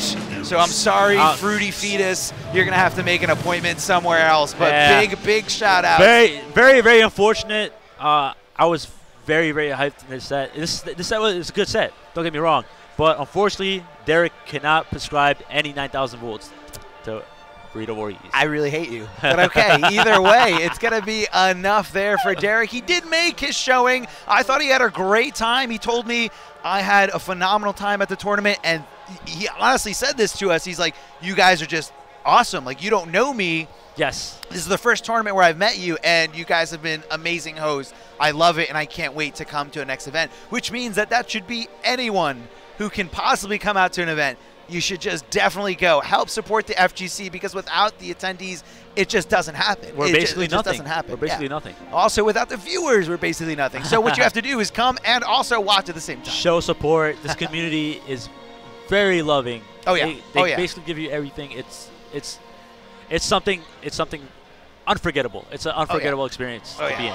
And you get to be amongst your fellow FGC lovers, man. I mean, this guy, you just love playing these fighting games. You hear the crowds going wild, watching the same games, and you make friends. And you get to play nonstop. Yes. I mean, usually casuals available easily throughout the entire weekend. But I believe we do have coming up next on stage. We did have Silver Eye, but now we're going somewhere else. But either way, again, back to our original point, just the FGC. If there's an event out there, research, try to find it. In most major cities in the United States, there's an event that goes somewhat close at least once a year. Yes. If you're in the Northeast, luckily we have Big E here. Big shout outs to Big E Gaming for putting on multiple events for so many years. Very hardworking gentleman.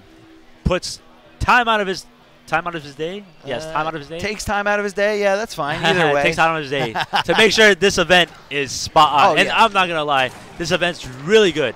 Oh yeah. For a man like him, 10 out of 10. You can tell that he loves it, too. I mean, when he goes on stage and he makes announcements, he always ends it with, I love all of you. And, you know, that's where really the following built, just off of love. The amount of love that he provides to these events is out of this world.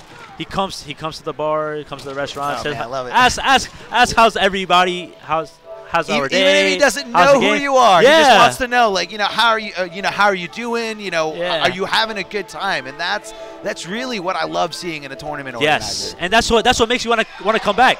Good hospitality. Yes. Good hospitality makes you want to come back. That's how it is in restaurants and stuff like that. Like, you need people to come back. Yes. Yes. But we do need all. Not sure. I think we're going to be playing the winners finals out a little bit closer to the losers finals when we have that set up and ready to go. Now we have King Raj back with that crispy Cabal play. And we're going to see if he has what it takes now. I know these guys possibly play together online. Do you know what the score usually goes to between these two? Not too sure. It could go both ways, but it depends if King Raj knows the matchup knowledge against New Era.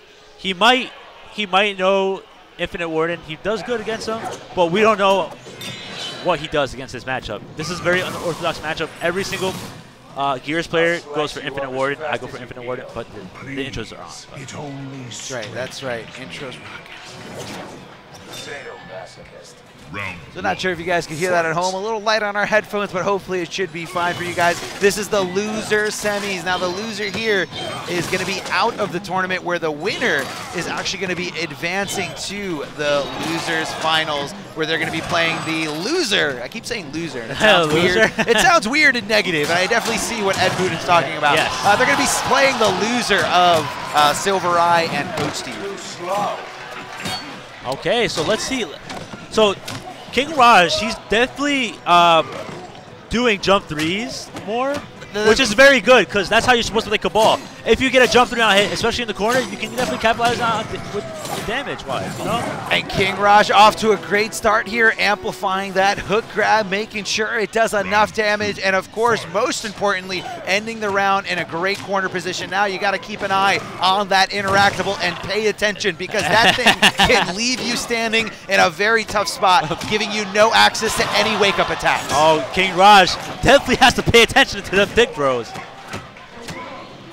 Oh, checking him there, but trying to so he tried to do down. So he tried to do down one into the hook thing, which if he tried pressing a button, it could have landed to a crushing blow.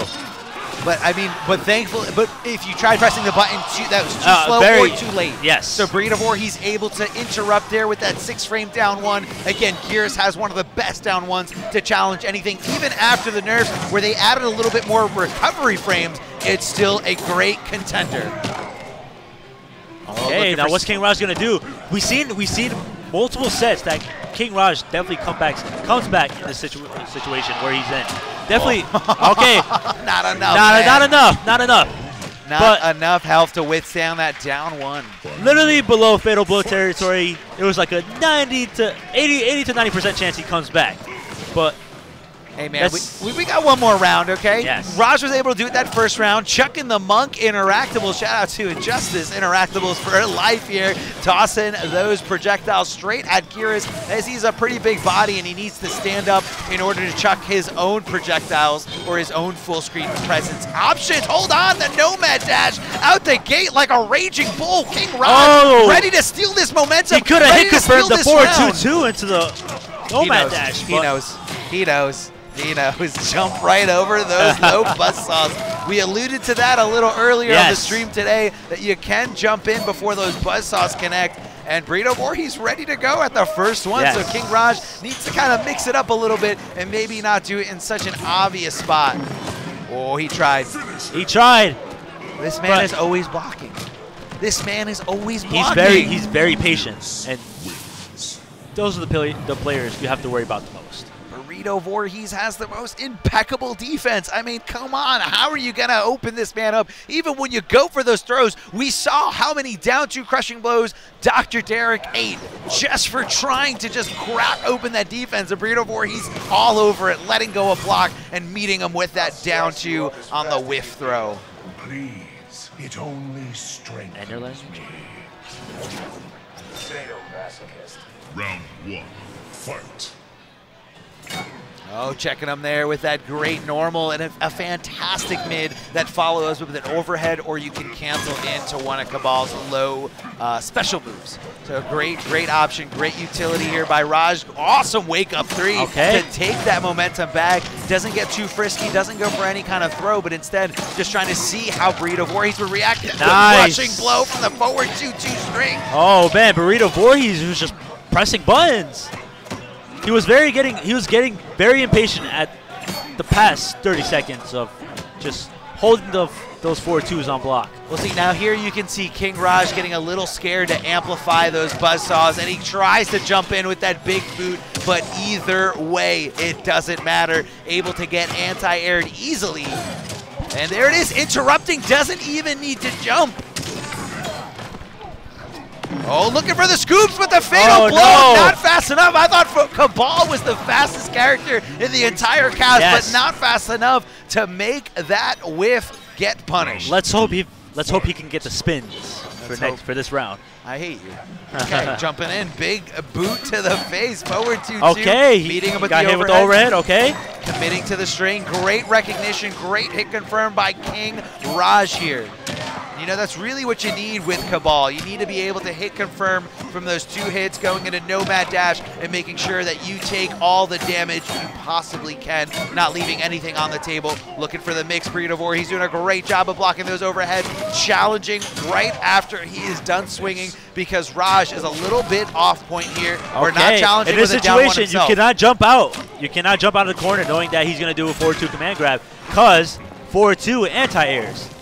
And 4-2, well, command grab is a mid, but it's definitely anti-airs you in the air. So it's a little tough. It's one of those things like a jack of all trades there. Great breakaway by King Raj. He knows it's do or die in this moment. Has no defensive meter, so he has no access to wake-ups, no access to anything. And he didn't have defensive meter to at least do the cancel. Nothing, man. Had So nothing. And also, at that moment, he was, I'm not sure if it was a read, but he did not have defensive meter.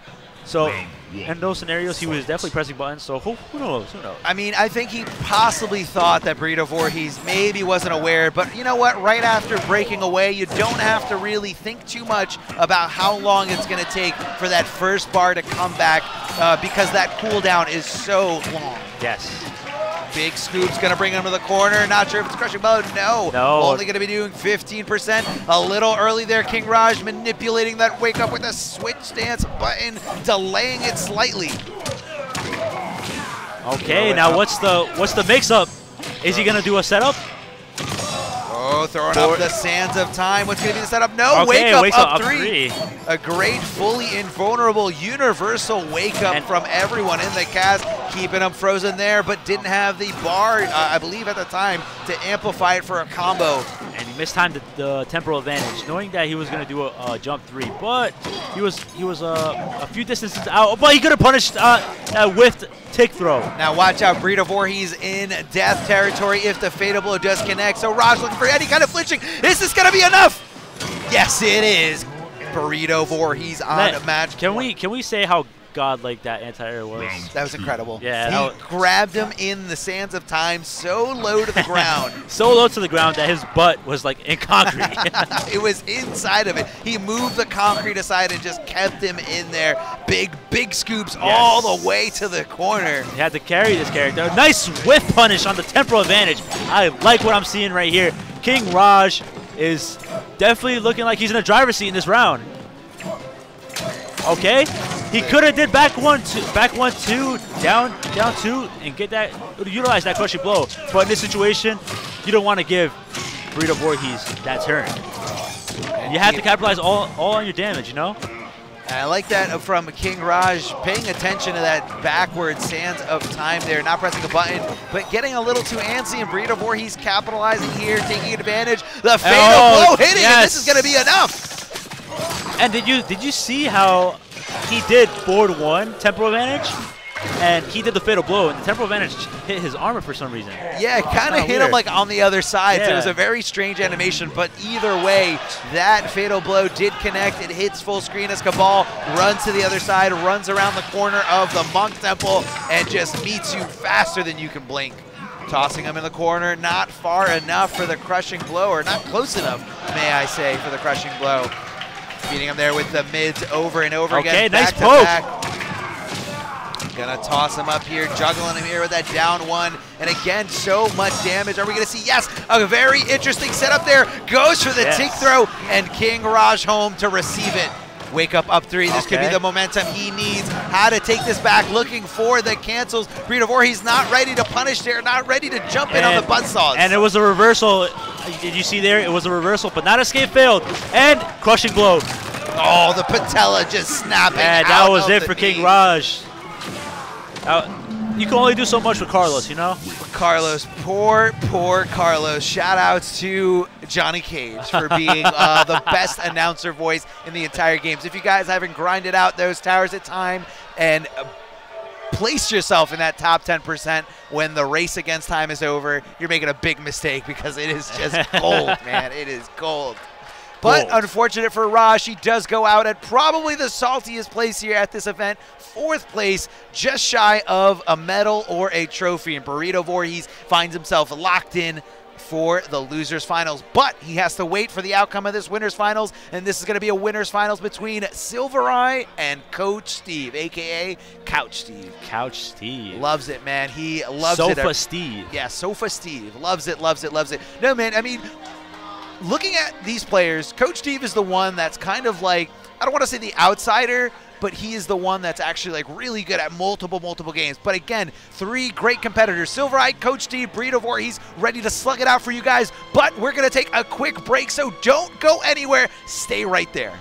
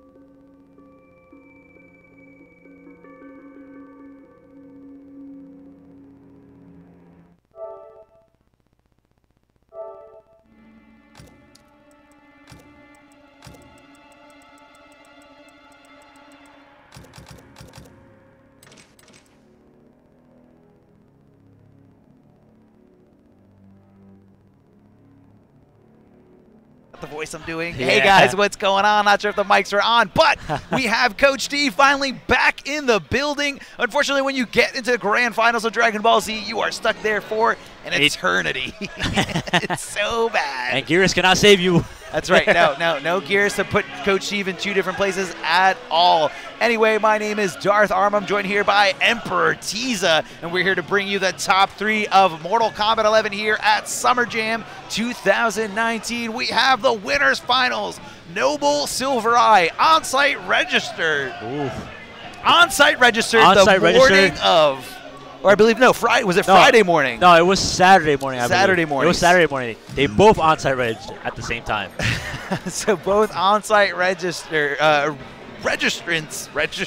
And next thing you know, the fate of 2 paths cross each other. That's in right. This match right here. Now, Silver Eye said, you know what? I really didn't want to miss Summer Jam, especially considering that it's right around the corner for me, to which I replied, but you still couldn't pre-register. But that's okay, because we have that option there for the smaller events. But a big reminder to you all, anyone who is thinking about going to ECT to compete for the Mortal Kombat Pro Tour stop points and that Pro Tour money, you have to make sure you pre-register because there is no on-site registration for Mortal Kombat 11. So I'm talking to guys like Silver Eye, Coach Steve, and of course I'm talking to you, Kombat. Make sure you registered, make sure you get there. And K7 show off. That's right, that's right. Yes, K7 show off, we better see you there. But again, ECT, big shout out to them.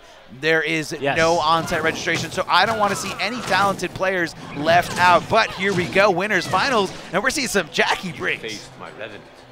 That piece of shit killed my friends. I knew this felt personal. Round Did you just say the S word? She said the S word? Wow. Oh, no. I thought we were esports.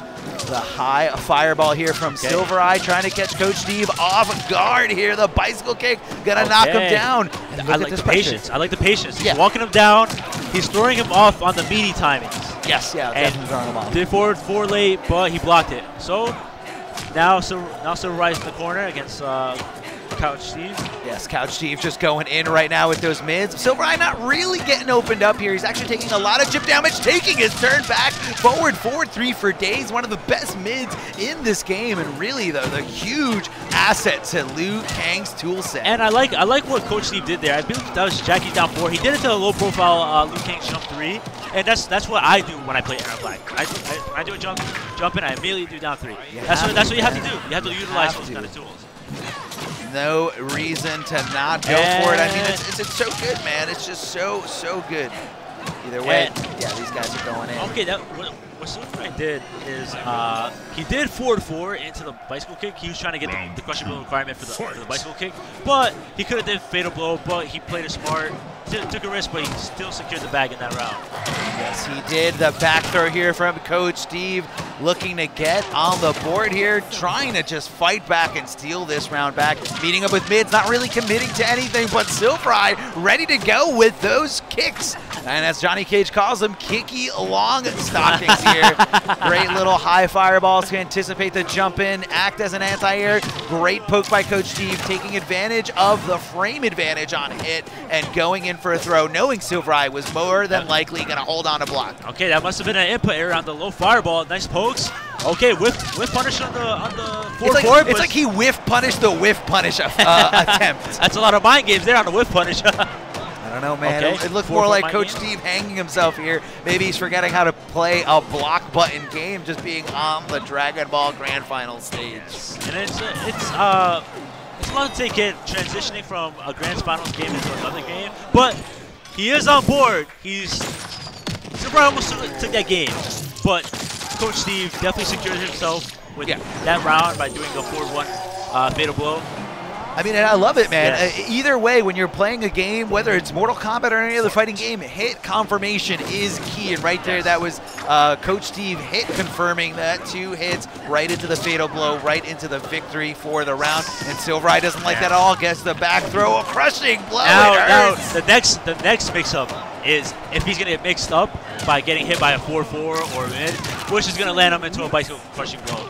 That's right, he's got the 3 amplified ready to go. The requirement has been met, and we know it does a lot of damage. It hits like a truck, but so does Jackie. So none of these players are out of it. It's any man's game. I've seen these guys grinding in casuals, and they went game for game. Oh, no, it wasn't ready to go. It wasn't ready to go. Maybe we lost count of it. We can't count just like the noob Cybot players. That's why you got to add a counter like Aaron Black's rifle. That's right. Everything needs a counter. No, it definitely doesn't. Don't do that. Don't clutter up. Don't clutter up the screen. Good challenge there with the mid. Coach Steve's taking this back. He converted. I feel like he woke up mid-game. I mean, and think about how close those last 2 rounds in the favor of Coach Steve was.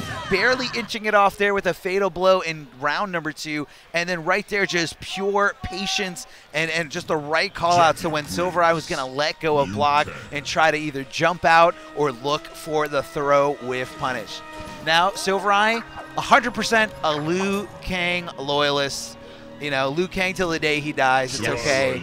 And, you know, I asked him, who are you going to use, Liu or Liu? And he does play both variations. Now, the main thing you need to take away from, and I don't know if he went to the Wuxi Legend variation, but that variation gives him access to a teleport. Once those limbs are all fired up, he does have access to a teleport. And yes, he did switch over to Wuxi Legend. However, he is giving up the low fireball mind game. And I think, you know, I think he's okay with that because he feels like a player like Coach Steve is going to punish him for blocking low non or amplified fireball. So, you know, he doesn't even want to deal with it at all. Yes, definitely. Wuxi Legend has a lot of mind games to it. A lot of players, a good small percentage of Liu Kang players open my eyes to this variation. And Silver Eye, he's playing it pretty solid. I was shown how it's supposed to be played. And all Liu Kang players like to do it in the same string, the same gap, but he utilizes it by every string. It could be forward 4, standing 1, straight fireball, like everything that will interrupt the gaps. Yeah, I mean, you know, I go back to talking about Liu Kang, and I feel like he's one of those characters that are really easy to start off with, but very tough to master at the highest level. And just stopping him there is Coach Steve with that mid, very, very fast, very oppressive, and very good tool to take back your turn without the need for checking with multiple down ones and trying to keep your opponent still. That's an amplified bicycle kick here from Silver Eye looking for the forward 3, and Coach Steve looking to punish, and unfortunately getting counter hit into the crushing blow, forced to use that breakaway. Now he's got absolutely no meter on the defensive side, and that's going to be all she wrote for this round. Silver Eye tying it up. That's looking very dominant on Silver Eye's end, but let's see what's going to happen in this game right here. I mean, it all comes down to the number of rounds. It doesn't matter if you win by an inch or a mile. A round is a round here. And Coach Steve looking great, looking to be able to clutch it out in those moments where he needs it. Silver Eye getting the back throw, buying himself a little bit more time, able to charge up that teleport accessibility. The flames are on. A great wake up 3 from Coach Steve. Fully invulnerable. Get off me move. Available for every character with 2 bars, 1 defensive, 1 offensive. Coach Steve keeping this onslaught going, but Silver Eye taking his turn back, and Coach Steve keeping the composure and finally breaking there, getting that successful back throw. Oh, okay, nice jump 3. He didn't capitalize on the 1-2, but you never know what will happen. See, this is what I'm talking about. Comeback territory. It hurts a lot. It hurts. It hurts. These guys are down to nothing here, but Silver Eye is in death territory if that fatal blow is confirmed into. Can Coach Steve find it? No way. Silver Eye is letting go of block. Oh my God! These Liu Kang players always ready to take their turn back. And that is all Jackie wrote for this round right here. Two incredibly clutch moments, 2 incredibly clutch fatal blows. One was a hit confirmed, so it was a guaranteed combo that was going to lead into enough damage, and the other one here. Now what Coach Steve was doing is he was playing to Liu Kang's strength and making it a weakness here. Now Liu Kang, one of the best characters to take his turn back. As soon as he's done blocking anything, he's ready with that forward 4-3. Coach Steve, knowing that, decided, okay, this is on block, so either way, I'm gonna let the fatal blow rip, and it worked. Coach Steve 1 game away from finding himself in the top 2, guaranteed into the grand finals, but Silver Eye says, no, I can make this reverse 3-0 comeback. Yes, everything is possible. You can never count these wonderful, fundamentally solid players out of this situation. These guys are incredible, man. Yes. I mean, these guys are literally superstars here. Oh my God. It hurts. It hurts so much. It hurts a lot getting hit by Liu Kang because you never know what would happen in these situations, you know? Like, especially in the corner, man. Yes. That crushing blow in the corner is absolutely brutal here. And what's wild about this is, like, this is comeback territory. These guys are used to coming back, and also, like, they're fundamentally solid, and didn't capitalize on the punish there. But like I said, these guys are fundamentally solid. They can come back. They're good at coming back. It's never it's never one-sided. Oh, no, clearly not. I mean, these guys go back and forth. These guys are very familiar, and I'm sure have gotten plenty of casuals throughout the months of this game's life to just be able to succeed, be able to know all the options, know the matchup here. Okay, nice dragon kicks. I'm not sure if he fulfilled the crushing blow requirements on it by amplifying, but okay, he tried whiff punishing it, but he was off by like an inch. Yeah, I feel like that was a slight little miscalculation on the spacing. Silvereye had the right idea. He knew Coach Steve was going to wake up, but it's okay. Takes his turn with the forward 4-3. Coach Steve neutral jumping there. Not really sure if he thought a throw was coming, but either way, doesn't watch his feet. That teleport hitting him low. Liu Kang's got those options, but you got to watch out because they are all susceptible to a short hop or a neutral jump. Yes, the whole mind game behind that is like, Liu Kang could make some of his staggers guarantee with the teleport, and he would try to jump out of it, but like he would get hit, and then like a full spin, and then that's where like Liu Kang's zoning game comes in with the regular standard fireballs. But in this round, Silvereye is looking very dominant with the mind games. I think the momentum is definitely on his side in this round, probably in the set and the smash. Because this could be a room for a reverse 3-0, we don't know, but. Never count Coach Steve out. Yeah, no, definitely cannot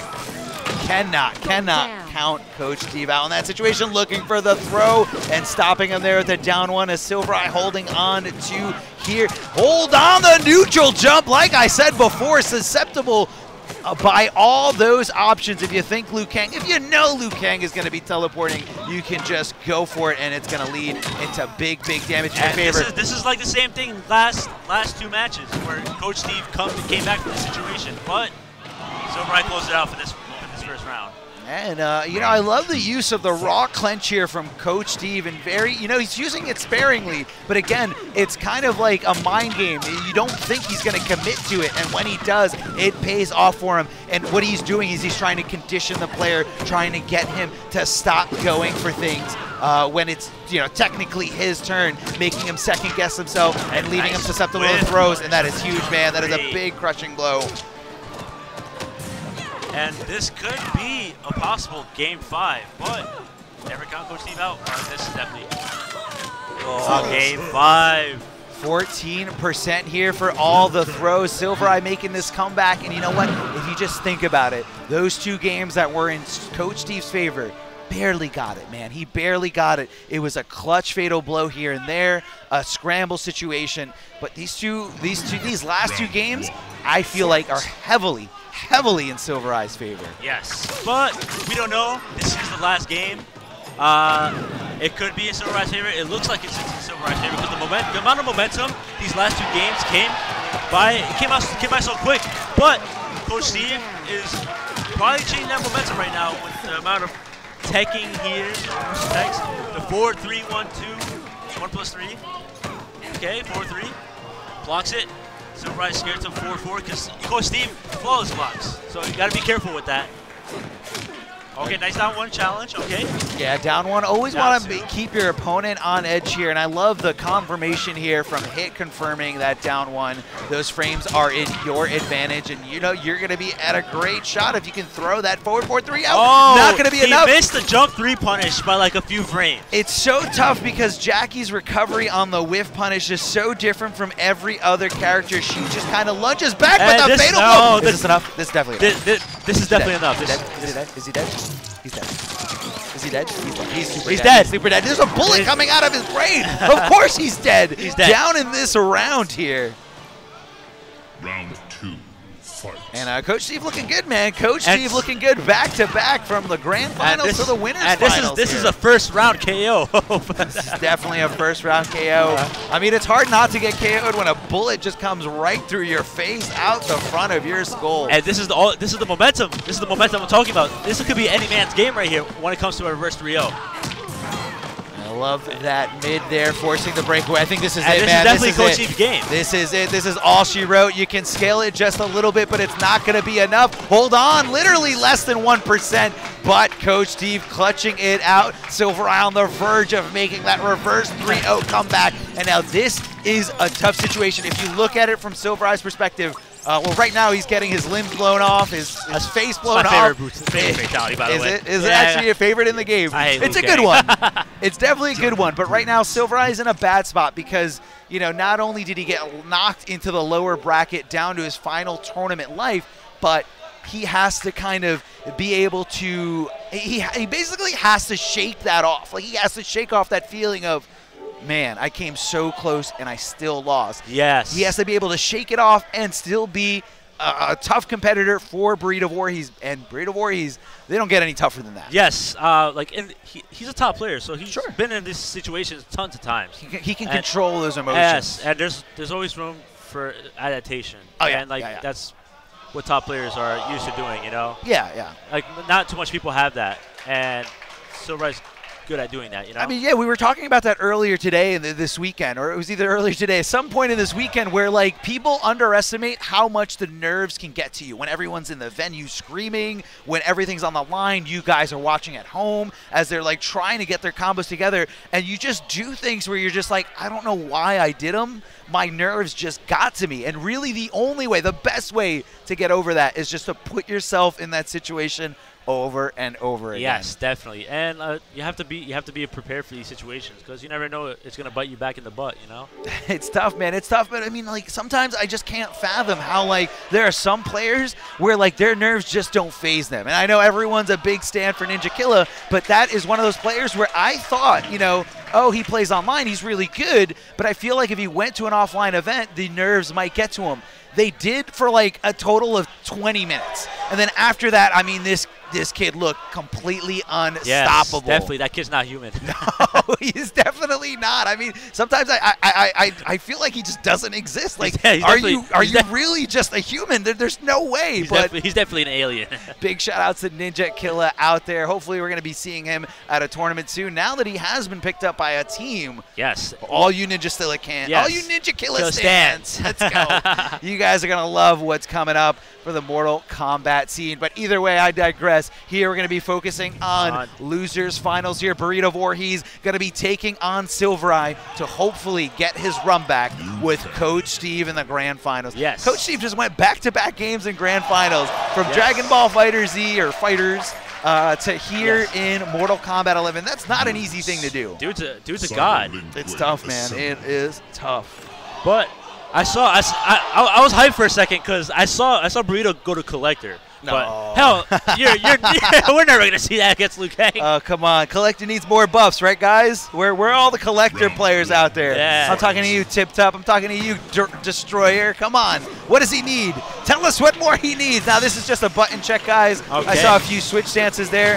And that's Silver Eye practicing his little instant air fireballs here. And that's going to be a good tool against a character like yours because it's going to give you a little bit more room for error. You don't have to get them completely close and off the ground, but you should be able to still hit him on the top of his head, being able to get over the sand grab, but still being able to fight back with a projectile of your own as Gears' big potato head is just standing there waiting to get hit with that fireball. Yes, his Idaho potato head. That's right, man. But let's see how this set's gonna go. Both these players are really good. I do believe it might be one-sided in my opinion with the matchup wise, because Liu Kang definitely bodies Gears in my opinion. So, but we never know because let's see if he knows the matchup knowledge. Spare your friends, Liu Kang. I fight to protect them, Gears. Fight me and you will lose them. Round 1, fight. Gonna be losing him here. Burrito Voorhees sticking with New Era, and of course, not surprised at all. And I think that was an instant air fireball attempt by Silver Eye, but a little bit of a misexecution there as he just jumped up and got a normal punch. And that's very risky, man. You do that in front of Burrito Voorhees next time, you're going for a ride. Nice anti-air. Uses the breakaway right away, but hits him with the grab.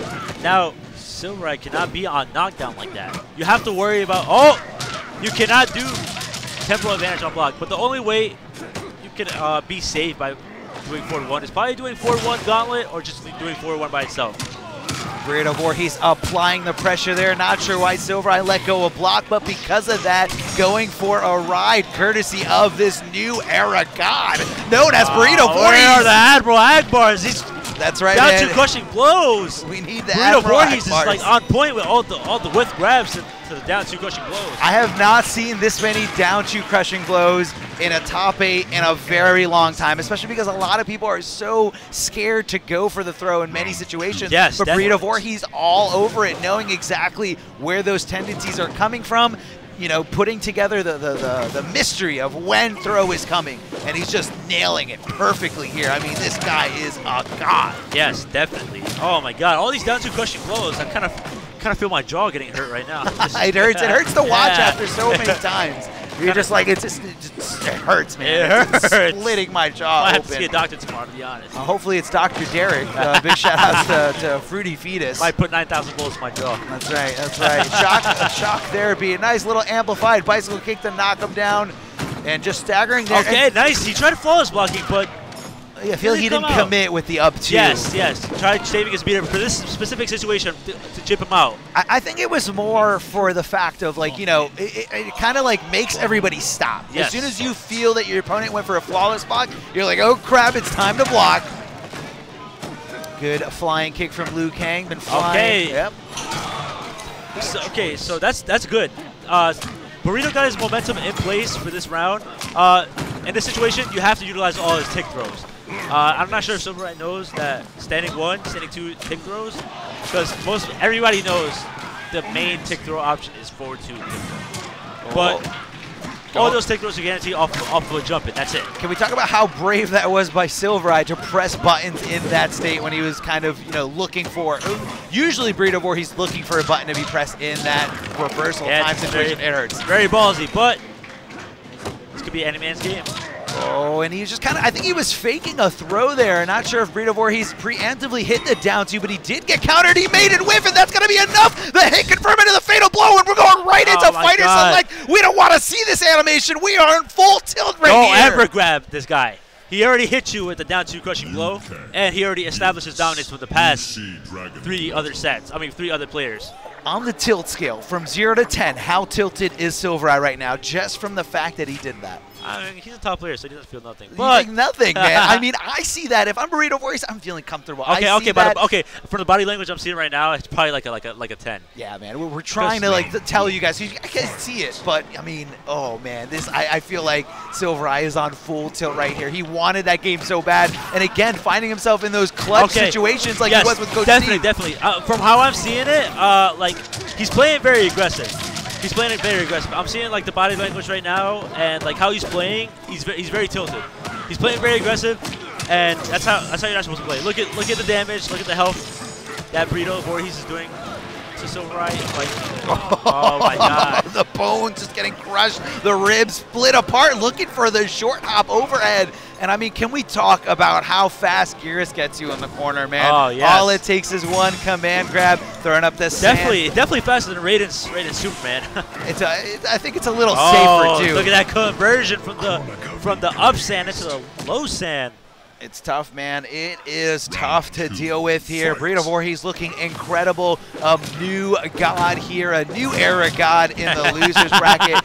Now Liu Kang, you know, now Silvereye going, you know, he's sticking with this variation. He's trying to utilize the low fireballs anywhere he can, slamming him down, rolling out of there, but Silvereye not committing to a very long string, but instead ready to fight back, ready to keep the momentum on his side. Is it going to be far enough? No, it is not. Gets the regular hit.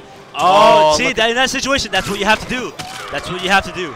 Now, I like the decision here from Silvereye to go for a throw instead for spacing, but instead getting full combo punish. Not going to trigger the crushing blow at all. Checking him there with a down 1, and that's going to be another punish. Burrito Voorhees can only block one more thing as long as he holds on to that full amplified bar, but he does have fatal blow, so one hit is going to lead into it. Silvereye willing to take the throw. What's going to be the guessing game? What's going to happen? He can take one more. He can't even take one more throw. What's going to happen? The big jump. It's enough, Burrito Voorhees with the comeback here. Silvereye losing in all these tiny. He was very nervous in that situation. So there's like 3 factors into that jump in. Either the tick throw, which he did not know about, It could be the forward 2 tick throw, or it Sure. could be the forward 2-1-2, which launched in the corner. That's like a 3-way mix-up right there. I mean, what are you going to do? As soon as he jumped in, as soon as Silver Eye was forced to block, like you said, he had one of 3 options coming his way, and he just did not guess right. Burrito, and the other thing, too, is that Burrito Voorhees was able to play comfortably,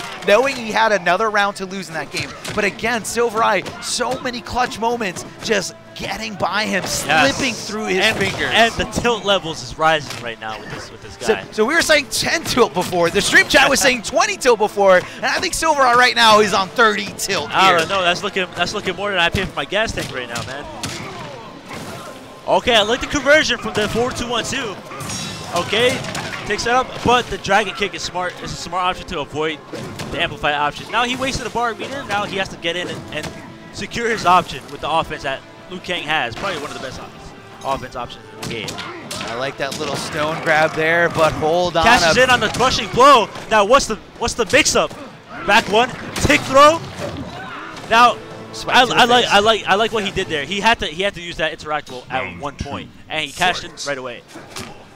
Just had to go for it. Did a perfect little hit confirm here. A drop here by Burrito Voorhees, and Silver Eye able to take back that momentum. Again, checking players with down ones. Always understand what the mind game is. Whether that down one gets blocked or down one gets successfully hits, it can open up different situations. Going for the throw a little too early. Gonna get a scoop. Is it close enough? No, it just was shy of the max range crushing blow. But either way, Silver Eye back in the driver's seat. Bicycle kicks to the chest of Gear. And he's gonna keep him in this corner. He says, you live in this corner, and this is where you're gonna die when I make this 3-0 comeback. Uh-oh, he had it. Thank God for the breakaway, because if he committed to the back 1-1-1 crushing blow, I'm not crushing blow, the 1-1-1 option, he would be back in the corner, and that's where the mix-up comes in with all the tick throws, the sand trap setups. A lot of options to play, and you don't want to be in the corner against. Yeah, I mean, it's one of those factors that you have to be aware of. Yes. Like, is he going to try to put me back in the corner? It's the same mind game when it comes to, is he going to throw me into the corner or throw me out of the corner to throw off how to tech? Because in this game, you have to tech forward and back throws completely differently. Yes. And there it is, the back throw, no tech attempt at all, or a punish there. Either way, Burrito Voorhees just holding onto that block button, gonna meet those mids right there. Okay, down one. That's like, I like the patience with these two. Like, they're not doing like triple down ones on hit. They're being patient with their poses, because both of these characters, they have 11 frame. One of them has 11 frame. One of them has 9 frame mid. So you have to be very cautious in the situation. A big command grab going back through the sands of time, and Silver Eye ready to take his turn back, saying, you know what, I'm going to meet you with the forward 4-3. I don't care. And the stand one anti-air. Incredible, man. Shades of MK9 using the normals to just snipe your opponent out of the air. Burrito Voorhees going back in time, not able to convert into anything. I just saw 3 down ones in a row, and Silver Eye took most of them, throwing up the sands of time. I like what Burrito Voorhees is doing in this situation, because he's scared to do a tick throw, because he either might whiff it, but did not punish the fatal blow. All he needed, he closed it out with a down one. That's okay. Smart. It's smart. In his defense, that is one of the tougher fatal blows to punish. Yes, definitely. Definitely one of the tougher. You Yeah. have to be on point and ready. Not only that, but I feel like it varies between how far Liu is when when you're blocking, whether you crouch block it, stand block it. It's something you have to meticulously take to the lab. Yeah. Oh God, is this enough? No, it's definitely not. I want to see it. It's just so hype when that crushing blow hits. Oh yeah, it's very rare to see it, but let's see how it goes. And I like what Burrito Voice is doing. So he's doing 4-2-1-2, but he's not doing the gauntlet on block, because most situations these guys would mash. Exactly. But if you do the gauntlet on block, you're basically giving up your turn. Oh, looking for something here, and what a conversion. Bicycle kick convert ability is impeccable. It's amazing. Oh! So many times, and Silver Eye shaking his head. He said, I called out that throw both times, and somehow the hitbox on my short hop overhead made it whiff twice in a row. I believe that's a short hop too, so he tried to do a short hop into a down 2. So it must have been like some kind of an input error, I'm not too sure. Maybe he hit down 2 a little too early. It's one of those things now. Fatal blow is ready to go on both players. This is scary, man. This is scary from either one. The range. Oh my God, that could have been it, but Silver Eye dropping the moment. In these situations, you would get desperate and closing out the round by doing 4-2 tick throw, standing 1 tick throw, or standing 2 tick throw. Incredible reactions there by Silver Eye, recognizing the whip on that sand grab and just going right in with the flying kick, leaving it to no chance, no guessing games at all, pure reaction, and that's really what sets apart the boys from the men. The ability to react in such tight situations like that, and the ability to not let those tilted levels consume you. Is this far enough? No, it's not. I want it. I want to see it. It's so good. Now the crushing blow requirement for that command grab is that Geras has to take you max distance. Okay, I like the spacing that he's doing, and I don't agree with the whip. I like the delay wake up that Silver Eye's doing. It's definitely putting him in the driver's seat now with the pressure he's doing. Okay, delay wake up is a great resource there. Great, you know, something that costs you no resources. A great way to just kind of manipulate the momentum back to your side. A regular forward throw here from Burrito Voorhees. What's going to be the mix-up? 17% left on Silver Eye. Burrito Voorhees can technically take 2 throws. So what's going to be the next move here? Throwing up the sand pillar, and again the trade probably in Burrito Voorhees' favor. Okay, this is looking so very intense. This is so intense, man. I'm on the edge of my seat. He's blocking all those. Not a chip here. Going for the fly kick, and that's going to be a punish. Oh my God! Burrito Voorhees moving on to the grand finals, where he's going to get that. He won't fatal blow him though. He won't fatal blow him though. No. You're the only jerk that would ever do that. But Burrito Voorhees on his way back to getting that run back with Coach Steve in the grand finals. And these two had history in MK11. Oh, yes. I believe at the last MKNJ event, it was a pretty good set with Burrito Voorhees. Shout out to Burrito Voorhees for coming to MKNJ event 3.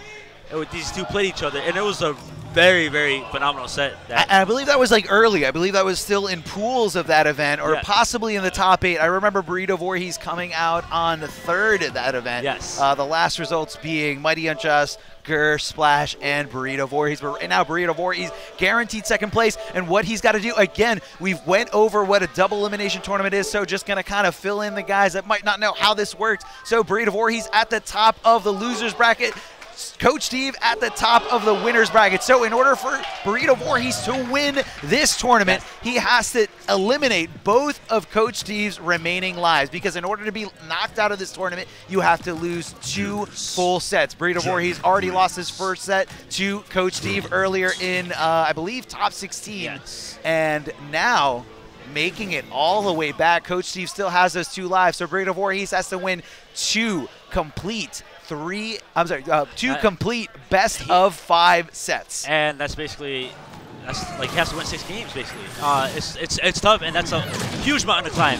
It's probably a bigger mountain than Mount Everest, to be honest, in my opinion. That's a tough order, man. And especially playing against Jackie, it's terrible. It's probably a tougher mountain to climb, because not only he's playing against a bad matchup, but it's just he has to win 6 games straight. Yes. I mean, he has to play his heart out. He has to play like his life is on the line. He has to play like his car's about to get reboot or something. Yeah, man. I mean, that's it. Oh, the crushing blow, the max distance here from the dash punch here that Jackie Briggs learned from her father, Jax. Getting so much damage here on the board. Burrito Voorhees in a world of hurt here in this corner. Mix-ups for days. Not sure if it's going to hit him with the mids, the throws, or just baiting anything that is unsafe in various situations. Burrito Voorhees does find his way out of the corner, but he's got very little health. Gets the command grab, and Coach Steve says, you know what? I think that's okay. I can take 15% here or there before I start to panic, but we're getting really close. There it is, the wake-up up 3. Coach Steve says, get off of me. Can we talk about the savagery levels of Burrito Voorhees going for that 3 times in a row? Yes, dude is like, he's fishing for that win. I mean, but it's one of those things where like the same option 3 times in a row is so obvious that like people don't think you're gonna do it. Yeah. So you see it time and time again in very different fighting games. You know, when there's things like throws or options with vulnerability frames. People will do it over and over again because you don't think they're going to do it. And man, Coach Steve is running away with this. Very one-sided. He is stopping the train right now. That's it, man. Shout out to the train out there, wherever you are. I know you're not here, but either way, Coach Steve, man, looking so powerful here. But Burrito Voorhees just saying, let's rematch it. Let me think about what I don't even need time to think about what I did wrong. He's just going into it. I'm not sure what his tilt levels are, but Let's see if he can stay composed. Yeah, let's see it here. Coach Steve getting a throw for himself here as Burrito Voorhees. Oh, he ducks under it, but no down 2 crushing blow. No, not even a combo. And I feel like Burrito Voorhees has been fine all the way up until here. There's something, some kind of mind block here stopping him from reading when Coach Steve is really going to commit to these throws. And I love the clinch that Coach Steve was going for, catching Burrito Voorhees off guard. Didn't really even get the punish, but it's just one of those statements where Coach Steve is saying, I am willing to do things like this. Great tech there of the anti-tech. Yes, definitely. Oh, this could be comeback right here. This could be a comeback right here. Oh, and like it is, wake up jump is one of the best options in this game when it comes to wake ups. Fight. And it secured Coach Steve. Can we talk about that spacing with the mid? Yes. It was perfect. She made the connection right at the tip of her feet, ducking right under, not really a full punish. But that's the thing, is that Jackie just always backs up so far away, so it's tough to get that down 2 crushing blow. A lot of pro players like Burrito Voorhees usually don't like to go for it because they feel like the window is so tight. Can we talk about how he did 4-2-1-2 into the up stand? It was good, man. Yeah, he just didn't convert. And he just did another raw 4-2-1-2 on wake up again. And he dropped the combo. And hit him with a third time. Third time the charm. Third time is definitely a charm here. Gonna pop him up with that grease kick, forced to break away, and checking him with the down 1. And Coach Steve just kind of tilting his head, knowing, you know what? I don't know why I didn't see that coming. Gears with that 6 frame down 1, 6 frames, good games. Always a factor there, always watching out for that check. Great punish there by Coach Steve. Again, keeping that down 1 in mind, spacing it out perfectly. Those bids are just too good from Jackie. Okay, he tried flawless blocking, but here he just got the flawless block. Yeah, it's so scary to let go of block against Jackie because, again, that mid is going to take you for a ride, but Burrito Voorhees finds himself in a great corner position here. Coach Steve with his back up against the wall, options limited, so he takes to the sky and finds the opening after the momentum shift here. Empty jump into the mid, a great option. Not going to be all she wrote just yet. Never mind. You can only do so much with Gears, but it's that Jackie's 4-3 is basically a problem in this matchup because Gears is down 1. It doesn't really have that much range to contest to her 4-3, which is very problematic. No, it's a 9-frame mid compared to his 11-frame. Yeah, it's definitely a problem there in that fact. But hey, it's something that you need to lab against. It's something that you need to prepare, put yourself in different scenarios. Also have counter picks on standby for these kind of situations. Are you saying, so you're saying it's a tough matchup here? A counter hit again from the full screen dash punch, cracking the skull here of Gears, and Burrito Voorhees looking like this is gonna be, I'm sorry, man, but I'm just not seeing him come back from that situation. I see him being completely destroyed very one-sided here. in this round. He can't open up with some command grabs, but we don't know what's gonna happen. Is it gonna be for 1-1? Okay, Burrito Voorhees here to play, here to fight. Oh, and a little scoop there, tossing him down on the ground here. Oh, reactionary fatal blow. He said, go ahead, come at me, because I got armor for days. Give me 5 frames, I got armor for days. And not gonna All be he enough. needs is like a down 1, a 6 frames, good games. 6 frames, good games there. Tossing out the pillar as Coach Steve really not able to close the gap. And a lot of people saying that despite Jackie having that dash punch, a great way to get in, a safe on block way to get in. It is a high, but a lot of Jackie players will tell you that you can zone her out. Little scoop there, trying to toss him a little closer to the corner, keeping the options limited. Great anti-air from Burrito Voorhees, ducking under the throw attempt. He did it. Good blocks from Coach Steve. He did stand a little too late. Yeah, he definitely did. Okay, nice dash punch. Forward 1-2 clench. Now let's see what's the mix-up, back 2 or dash punch. I like how Coach Steve is filling these requirements here from the elbow drop crushing blow from Jackie's clinch stance. Here we go, gonna keep him in the corner here. Double knee, Coach Steve, one of the best at maximizing that damage. Gonna launch him up for the grease kick. And again, not sure if this is gonna be enough. Yes, the maximum damage. Knee, it's a double knee. Very dominant on Coach Steve's end. But here it is. It's do or die for Burrito Voorhees.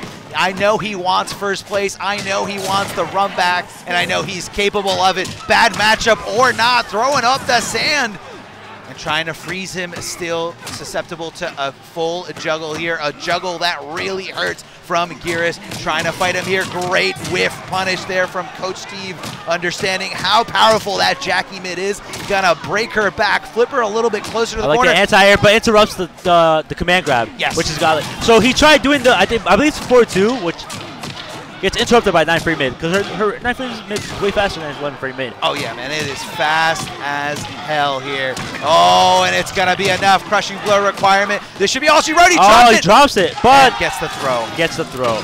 Congratulations to Coach Steve. Coach. He's our MK11 Summer Jam winner. Yes, yes, he won over everyone here in the top 8. Everyone here, all the entrants, nearly 100 entrants after you count the on-site registers. Yes, and had a lot of players. Yes. A lot of good players. Fatality. Got his medal. Yes, yes, he does. Rocking the Fight Forever Yes. shirt here. Now it is a Coach Steve classic. Again, big shout outs to Coach Steve for winning it, taking it over everyone else. And big shout outs for Burrito Voorhees to make that run all the way through the losers bracket or the lower bracket, however you want to spin Yes. it. And it's tough, man, because once you're there, you know, that's when the pressure really hits you harder than anything, because you no longer have that safety net of the lower bracket, because right there it's do or die. Unfortunately, Burrito Voorhees not even able to get a game there. So again, just Coach Steve on another level here. So dominant. It was very one-sided, but he did play his heart out. He did eliminate Silver Eye, which you should be happy about that. Yeah.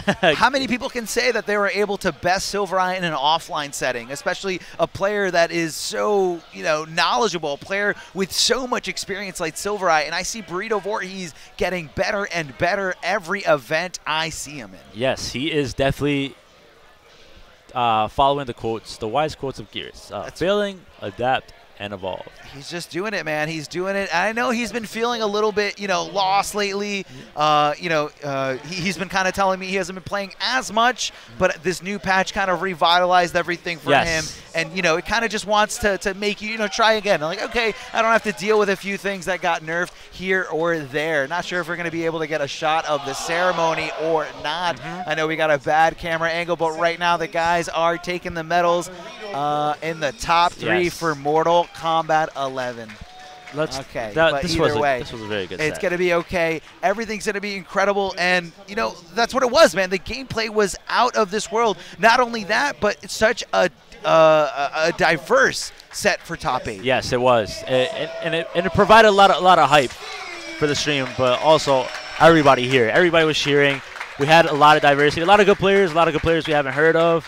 And they got the shine that they deserved. They did, and that's what it is. It's making the stage here for them to play for you. And again, none of this would be here without you guys viewing at home. So huge shout outs to all you viewers tuning in here on Bifuteki, and just all you viewers looking for not only Mortal Kombat 11 gameplay, but also just anything FGC, because the FGC needs all the help it can possibly get, because when it's compared to anything else in the esports realm, it's still growing and it still has a lot of room to reach the masses. So it's all up to you guys just tuning in, viewing, and trying to get as many people involved, because like we said before, the FGC is family. There are guys here who consider everyone that goes to events alongside with them playing the same games, they consider them family, they consider them loved ones, and people make bonds along the way. So again, big shout outs to our first place winner, Coach Steve. Big shout-outs to Burrito Voorhees coming all the way from Ohio, securing that second place. And big shout-outs to Silver Eye coming down the street as he is the local around here, getting that on-site registration and getting third place. So impressive play by all of them. It was very impressive. It was fantastic. Good top 8. Very happy for everybody. But what do you want to see more of? More Aaron Black. No, more Aaron Black? I mean, hey, everyone's talking about Aaron Black, a big topic there of that patch. You yourself are an Aaron Black main. Yeah. And, you know, I was talking with Pulse. You know, he feels like Aaron Black could still work in a lot of matchups. But for the most part, this tournament, and Pulse, again, a player that I have a lot of respect for. I think he's a really good player. Didn't really have the showing he wanted, and he told me he was actually rocking Baraka this weekend. So I don't know how you feel about abandoning your character at this point. But either way, guys, not sure if we're going to – yeah. Any closing thoughts, Tiza? Anything you want to take away? Nothing really. Just like without you guys as supporters, we're basically nothing. But support your locals, support your monthly, support your tournaments, and support everybody around you. Support the streams. Like every little thing matters, you know. Yeah, it definitely does. You know, your little bit of work, you know, whether that's word of mouth, getting it out there to someone else, trying to, again, spark that interest in the FGC could mean everything. So, like Tiza said, support your locals, support your monthlies, and, of course, support all the hard-working streamers out there. Support each other. Easy. That's right. That's right. Support each other. You know, be a shoulder to lean on. Get out to events together. Make it a trip. And always just have a great time. Big shout-outs to Big E. Big shout-outs to Summer Jam. And, of course, big shout-outs to the Bifuteki team. I know this is not an easy job, and it's one of the most thankless jobs out there. But you guys are incredible. Awesome production every time. Yes. I or anyone at home. The production has been spot on. It's a lot of work for these guys. Kudos to them. They waste time out of their day for preparations like this, and it pays off. It's tough. It's hard, but it pays off, and we get the traction that we need and support.